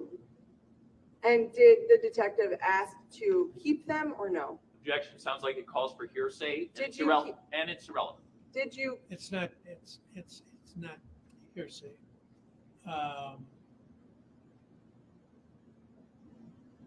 I'm still in question as to the relevance. Go ahead. Did you keep them? Did you give them to the detective to keep? No. And you did not show those to me, correct? To who? To myself. Objection. Totally irrelevant. And we're at the point where I guess I do need to have some idea what the relevance is. Well, that's insulting. As far as the information being provided in conversation To the state witness. and not It's a compliment to defense, you. Nothing further being done with that information. Because remember, the state has opened the door as to what the defense could have done. And so this is about information that I was not given the opportunity to view. Well, you can't testify. We've I already. understand that. All right, we're going to break for lunch. Please don't talk about the case during the break. Oh, it's lunchtime. Read, watch, or listen Oh, to any boy. content trial, and we'll see you at 1 p.m. Is that convenient? 1 hour. 1 hour lunch beginning now. And and just in time. It's Oh, Hayden, hey. man. Wow, really good timing. I've been in the background setting up for the afternoon stream. Sam. What time you Wow. start? He big mad. Yeah. Before we get this introduction, let me clear all these super chats here so we can talk amongst ourselves. Do it. Serial shot dodger. My name is Joe. You called. How can I be of assistance? I like this defense attorney. DA is a scumbag. Hope we don't get reverse jury nullification like in Murdaugh. I hope nothing happens like Murdaugh. Oh wait, we had a brief. No, they're just toying with our emotions. Are we gonna Go away. see any kind of argument or anything? I'm curious. I don't think so. Okay. All right, totally not a Russian bot. Says, can we please get to the finances, please? What is this? A murder trial? Right. Lancelot 652. Sure, he was just going to talk as you round up your friends. Oh, wait. Yeah, they're talking. Whereabouts on May 18th that are contradictory to his GPS location data, which puts him in Illinois on Monday, May 18th, 2020. He claims in his text messages that he's here in Kenosha asking his mom to take him to the banks. That's the extent of the information that the defense has. The defense knows that about a month and a half ago, the state had Detective Correa meet with Michael Campbell. During that meeting, Mr. Campbell had, I guess, shown his bank statements to Detective Correa. Those were not maintained. I was not also shown them to be able to establish any sort of rapport to his testimony about him going to banks here, him not being in Illinois. Is this another Brady? Why are the Jeez. inconsistent? Well, it's not that it's Here, right now, as we Right. sit here, we're what, 6 miles from the state of Illinois? Sure, where he was in Illinois is actually 40 minutes away, Judge, according to his GPS location data. And it just goes to the fact that there's information that exists that was privy to the state that we were not, and it also goes to the investigation that the state had. And you know, that state's asking for the jury to find Mr. Campbell to be credible about why he went there, his reasons for going there, his thinking. Who knows how they're going to argue Mr. Campbell's testimony. I have a duty to my client, to Mr. Anderson, to impeach a witness's credibility where I believe that there's impeachable information. These bank records that were shown to the state could just be the linchpin in that. And also then it calls into question the police just believing everything that Michael Campbell had stated. Gotta say, I agree with her. That maybe if the investigation, they had done their job, they would have noted that Mr. Campbell was lying about his location whereabouts during the alleged time frame that Mr. Gutierrez's body is being disposed of. That's really? Wow. That was to the point. So, Judge, we're looking at the location data right now. The defendant's phone pings at 10:09 a.m. in Illinois, 10:09. Sorry, Michael Campbell's phone. I'm sorry, Michael Campbell, sorry. And at 1:43 p.m., it pings in Kenosha. So he's in Kenosha from the afternoon hours on. It only pings 3 times. I believe. So hold on. So literally, what counsel has just sewn together for you is based on occasional location data pings, one of which in mid-morning is Illinois. Then mid-afternoon, he's in Kenosha. So again, there's nothing that is actually productive that is here. Now, if you recall, Judge, this is the actual person, Mr. Campbell, where the court has heard a Denny motion and made a ruling. And yet we're still having a jury hear cross-examination about each of the details that I thought the court, when it denied the Denny motion and said there was not sufficient because of the lack of a motive, was precluding that information from being brought in. So now we have a cross-examination about the calls to his mother to get to the bank. That was in their motion. That was one of the facts that they described. The question about his financial records, that was brought up in their motion. These are details. The issue of whether the carpet and his interaction with Mr. Hunt, all of those things were in that motion. We're in a position, Judge, where the court has made rulings in this case. It made rulings in a disqualification motion. It made a ruling. It's in CCAP. This is another situation where the court made a pretrial ruling. That's why we hold these pretrial rulings. And here we are with exactly the same cross-examination that pretrial ruling was supposed to prevent. I mean, that's why it's good practice to do it as they did. You know, I mean, if you recall, I applauded them for bringing that up at the time, because it allows us to have a trial where those issues are not repeated.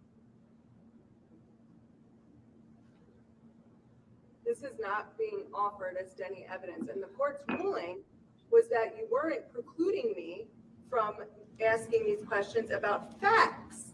There's a difference between asserting where an individual is or isn't or what they were doing. These are facts and evidence. I'm not introducing this to point the finger. It's been clear from the very beginning. I don't think that's been clear at all. This is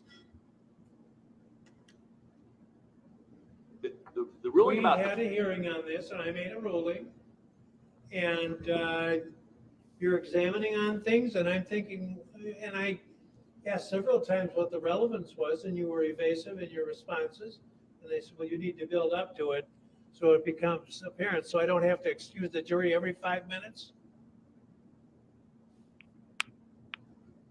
Judge, I do not believe I was being evasive when I'm simply trying to impeach a witness and get out facts that are established where he was on these days, the state is asking about that, and I'm allowed to cross-examine on what he's stating. He also, for the vast majority of his answers to the defense, had Lunch break. noted that he can't remember when he was or why he was at Mr. Gutierrez's apartment on the 17th, or he doesn't remember where he was on the 18th, and he doesn't remember. So I'm allowed to explore that.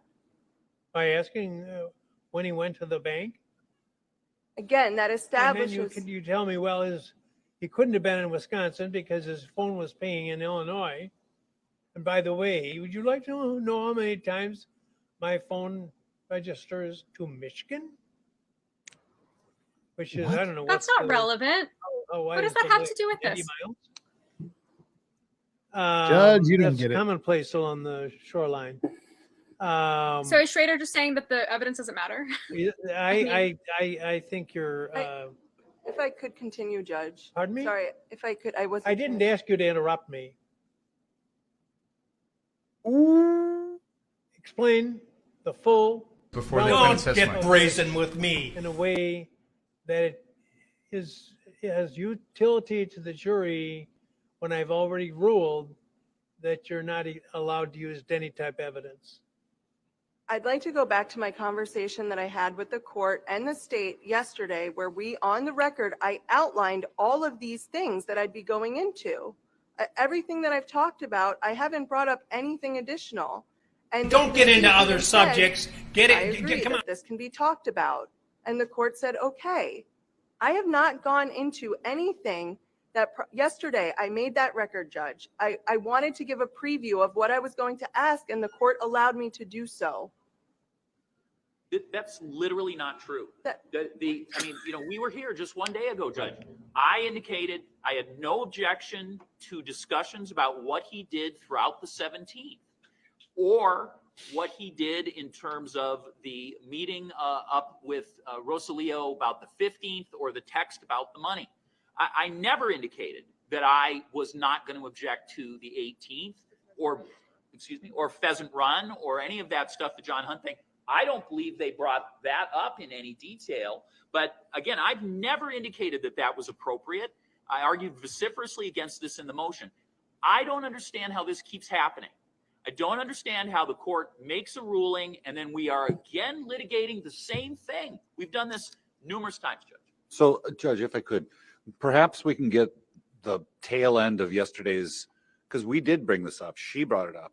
Why don't we get? It's one thing to examine about where somebody was when the events are happening and that. It's another thing when you run it through the filter, it's all seems to be directed at the very point which I stated it could not be used for, which was to point the finger of suspicion at another person. We went through that. We had a hearing on it, and I said, no, it can't. But now the evidence seems to be headed in that very direction. And then, as I said, I'm hearing that did I hear wrong? The representation made that his phone couldn't have been in Wisconsin because it was in Illinois, and they're telling me it certainly was. Not say that, Judge. I had asked him if his phone pinged I in sure Illinois. formed the impression that you did. I join in that impression. I invite us to listen to the argument that counsel made by having it read back at that point. Oh, I bet There the was lawn no crime mention chat is having a that field the day. phone also pinged for large portions of the afternoon in Kenosha. That was not brought up to the court. So, the court was asked to make a ruling about relevancy and whether Denny had been violated if counsel has a full knowledge of where that phone was and when it was pinged, which she seems to demonstrate at situationally, then how could she believe it was appropriate in making that argument to not tell the court, well, in fact, it was pinging in Kenosha at 143, which would also allow access to banks, et cetera. Banks are open during that period of time on a Monday. So again, Judge, it is not a situation that I am familiar with exactly what the litigation strategy is here to return to these issues when the court has made rulings. And the representation by counsel just now is incorrect. Which the representation that we talked about this yesterday, we did. Perhaps we can get, the transcript from the end of the day and compare that. But in any event, you're not, because we've been in constant session today. We've been constant argument since 9 o'clock this morning. The reporter does get to have a little bit of a break, and he needs snack. But I'm comfortable with what we've talked about in this case, and I'm not saying you can't get a transcript, but it would just be helpful. I thought for us, for the court actually, but everything she asked about was directly in relation to what the state elicited on direct. What's your point? The point, Judge, goes to credibility of this witness. He's asserting he's someplace. Well, are you impeaching on a collateral matter, an extrinsic matter? No. Short to the point answer. Judge, I agreed to withdraw a mistrial motion. I did that based on assurances that the court was given on the record that we would not be inquiring about these areas before. We didn't bring up the specifics of the Campbell part of this because that had been previously ruled on. It didn't even occur to me that I would have to explore with the defense or to have it put on the record in the court that prior court motion that the court ruled on would have to also be additionally included again. But, the defense made assurances to us, which allowed the state to tell the court I was withdrawing a motion and asking to proceed. And now, from the state's perspective, the questioning regarding the contractor issues with Daniel Spear, along with the attached argument made in front of the jury, and now, even more egregiously, the situation involving Mr. Campbell, are a direct violation of the assurances this court was given. Several days ago, when I walked in here with a stipulation to provide the court to allow us to proceed. So I'm at wit's end. I guess wit's end. I'd like a little time to think about, from my perspective, where we're at here, and I'm sure the court is doing the same. But at this point, we are not in a situation where the other side is complying with the assurances they've given or court orders. All of the questions, Judge, all of the questions were perfectly in line with directly contradicting what this witness said on direct. And so perhaps the state is at their wit's end about this, but it also seems like the second or third time that they've walked up to the mistrial line, or at least threatening to, for reasons unknown to the defense. But there was nothing improper about any of these questions. There was no violation of the Denny motion or the Denny ruling. And we made it clear to the court when you ruled on that, and that was fine. You made your ruling, but we made it clear we were still pursuing, lack of investigation. And this is even beyond that, though. This is direct contradictions from his direct testimony. So that was all that was being elicited here. So I asked no questions about carpet. I asked no questions about meeting with John Hunt. I asked no questions about dumping materials at dumps. I don't believe I asked any questions about his whereabouts on the 18th. So I believe that those areas were not covered by the direct. So again, counsel has just represented to the court that they've asked no questions on cross that were not covered on direct. And I've just given the court multiple examples of how that is a categorically false statement offered to the court. It's simply untrue. So, okay. So, Judge, this was all covered yesterday when we told the court and counsel exactly what we were getting into with Mr. Campbell. So there's no surprise here. I don't know what all this discussion about being surprised is, but there's no surprise. So if the court wants us to move on, that's fine. We'll move on. And of course, the solution is to move on because the rule has been broken. Counsel, interestingly, okay, that's just not accurate. Don't interrupt. Okay, apologize. Abandons the first argument, when I provide examples of how that first argument is not correct, and then returns to an argument it's made multiple times already to the court. And I again deny that argument as well. But I don't want to repeat it again and again and again, because yesterday when this was previewed, I in no way indicated I was supportive or agreeable to any information about dumping or any information about the 18th. I continue to indicate what happened on the 17th is relevant.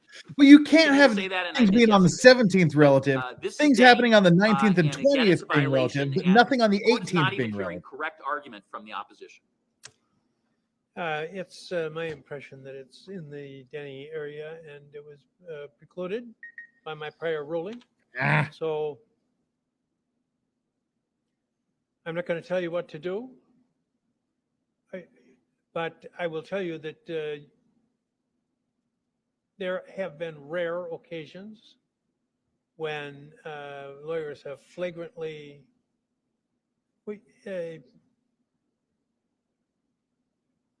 flouted one of the court's orders. And the most common example is an attorney who would ask a question. I'd sustain the objection. She'd ask it again. And I sustained the objection. And she asked it again. And I said, "Did you hear what I said?" And she said, "Well, she just glared at me." So I excused the witness. Then I got brazen. We don't want that. No, But it can no, happen. and in no way am I trying to I don't want to, I think we've exhausted the subject. The record's what the record is. If I'm misinterpreting what happened, then I've made a mistake. But it is my impression that this area has been precluded by the pretrial ruling. Come back, please. What did I tell the jury? 1 o'clock? Wow. All right. Thank you. 1.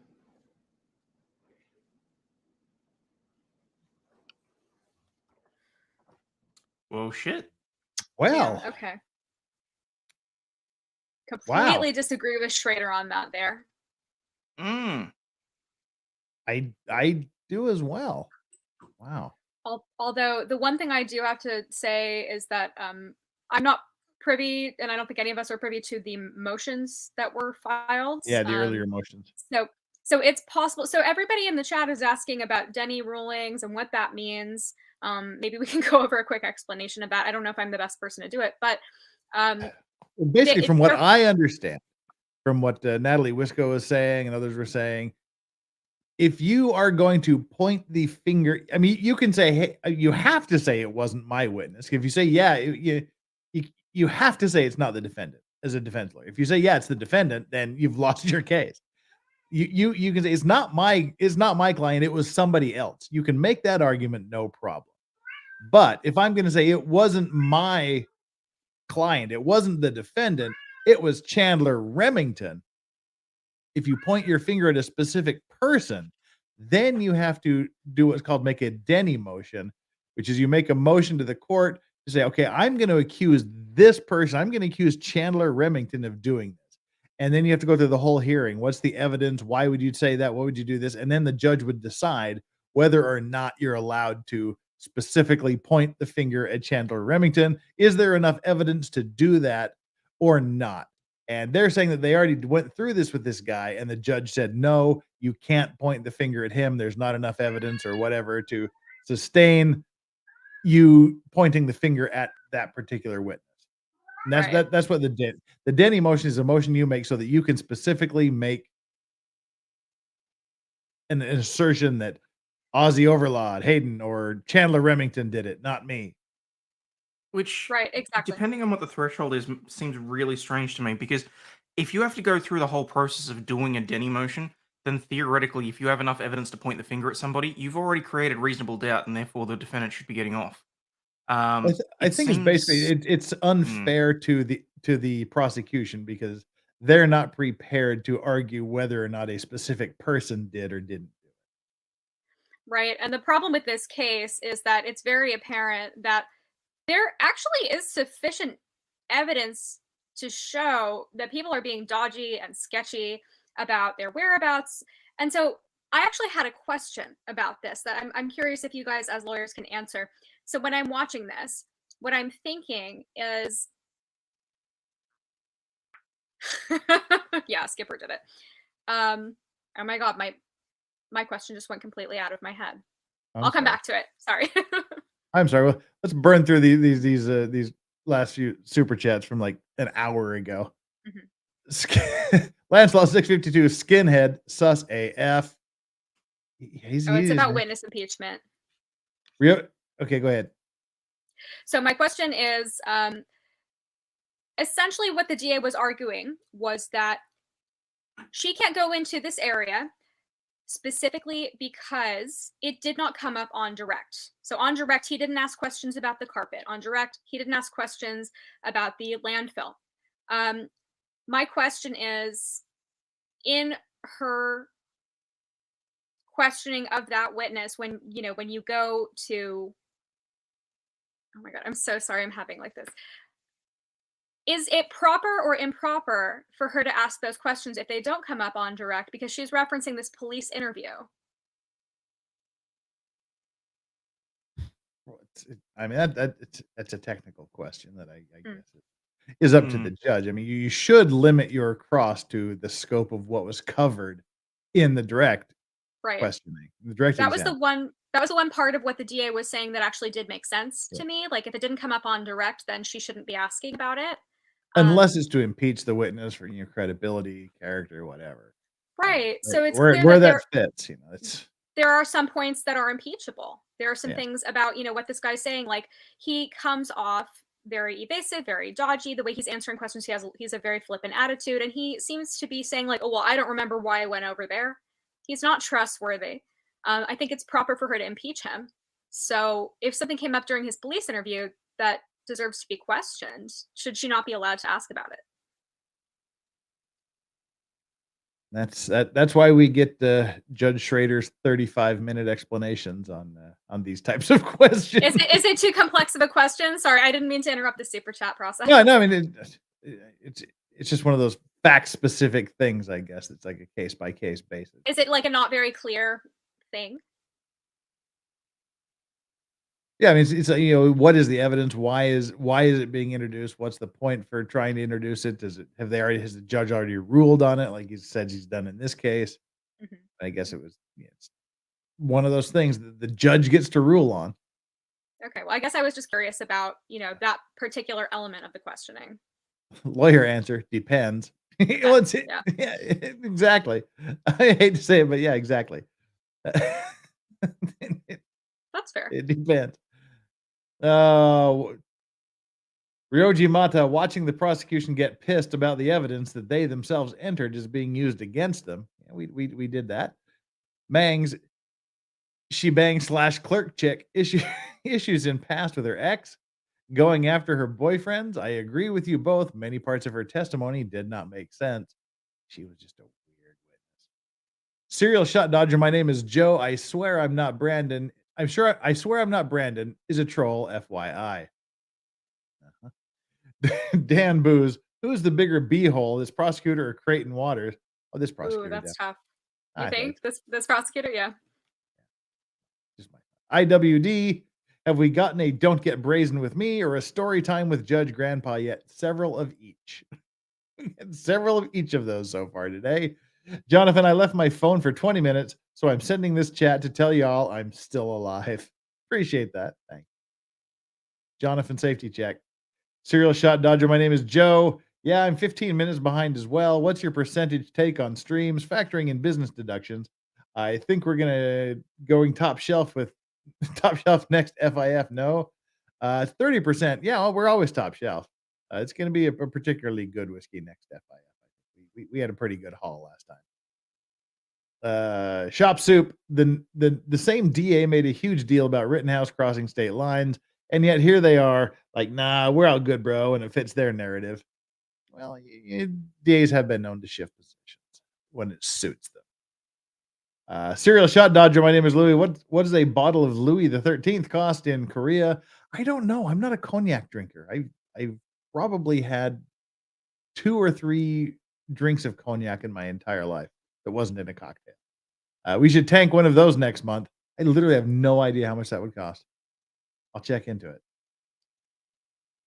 It's not a cognac guy. Never say never. Jonathan, never argue with a hungry judge. That is exceedingly true. Don't. If you go to court, you don't want your case heard right before lunch or right before the end of the day. Judges get hangry and they make decisions based on that. It's no joke. There's been studies done. Especially elderly ones that yeah, their diabetes medicine may not be functioning properly. Durna 1804. I remember back when I was working as a clerk for the eminent Judge Gaius Junius. He fell afoul of his rulings against Opianisha as a notorious scoundrel and poisoner, mind you. Anywho, pretty much. He's been around for a bit. He regaled us with the story of when the courthouse was built 100 years ago, and I think he was there for like laying the cornerstone.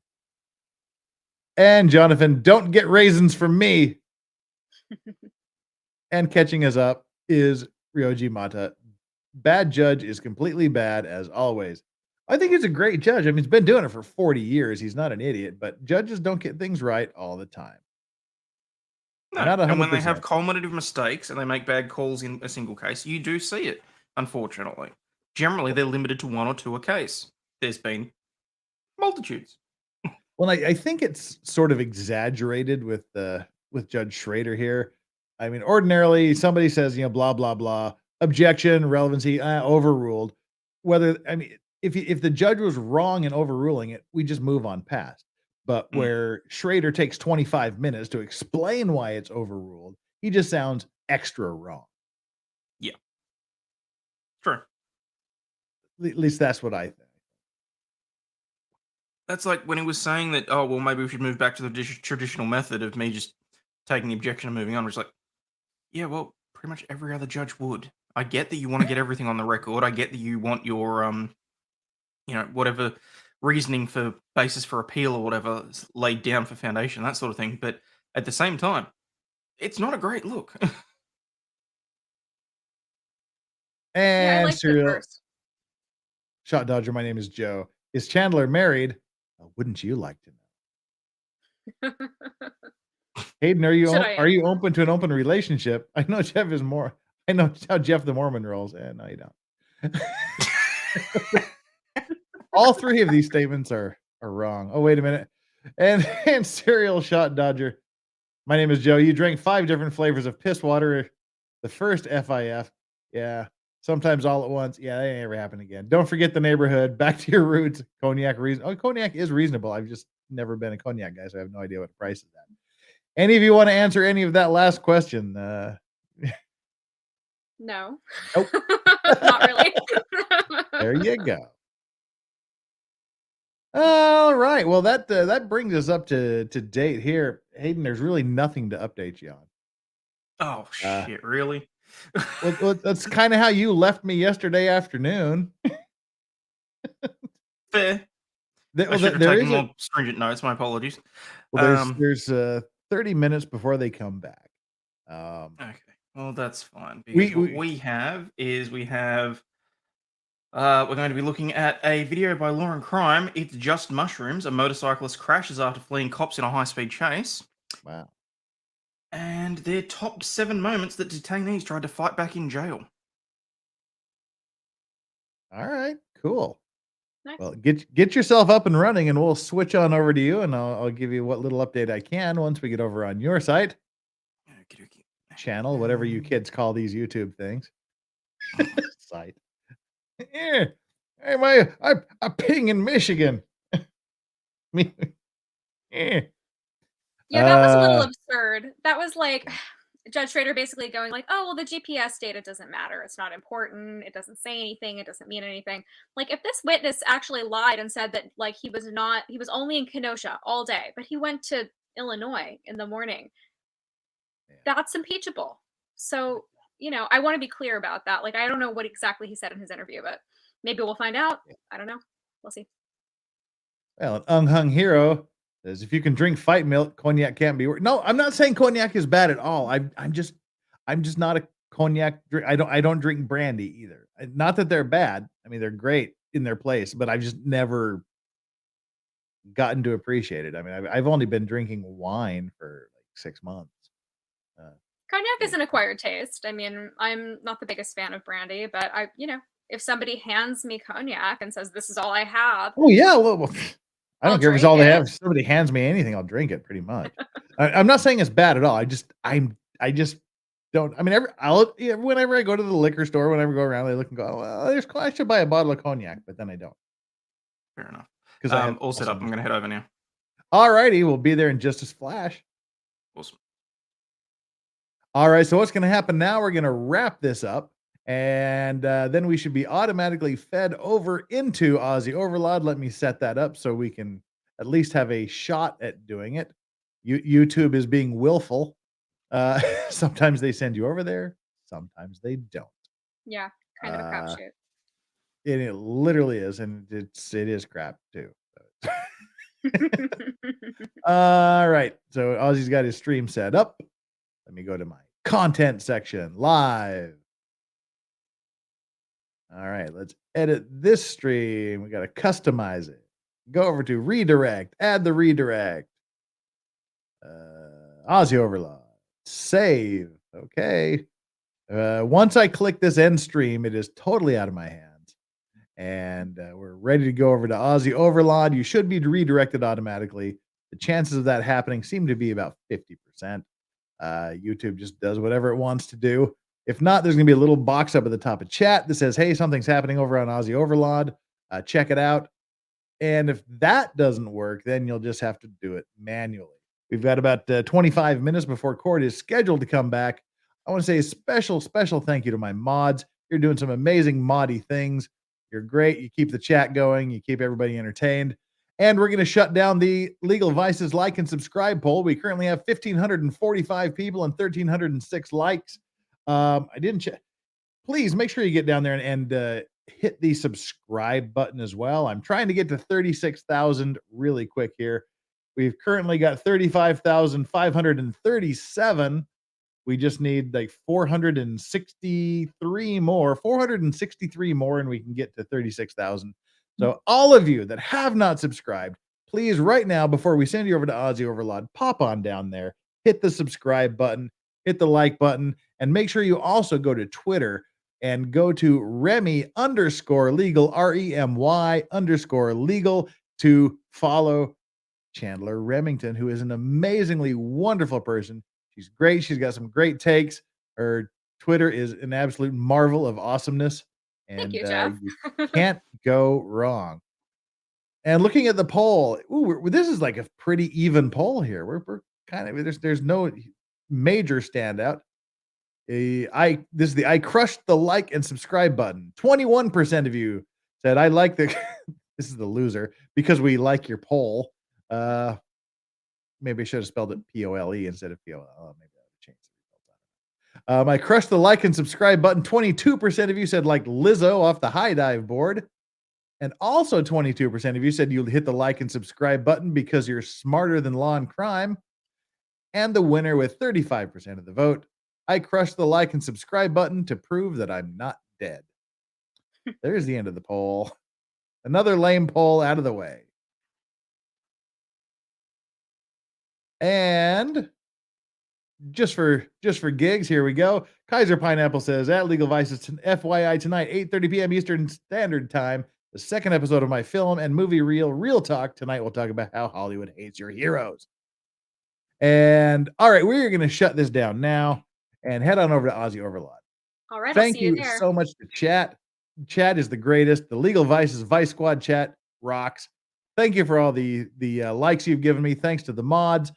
Thanks to all of you that have subscribed and all of you that are going to subscribe because I just told you to.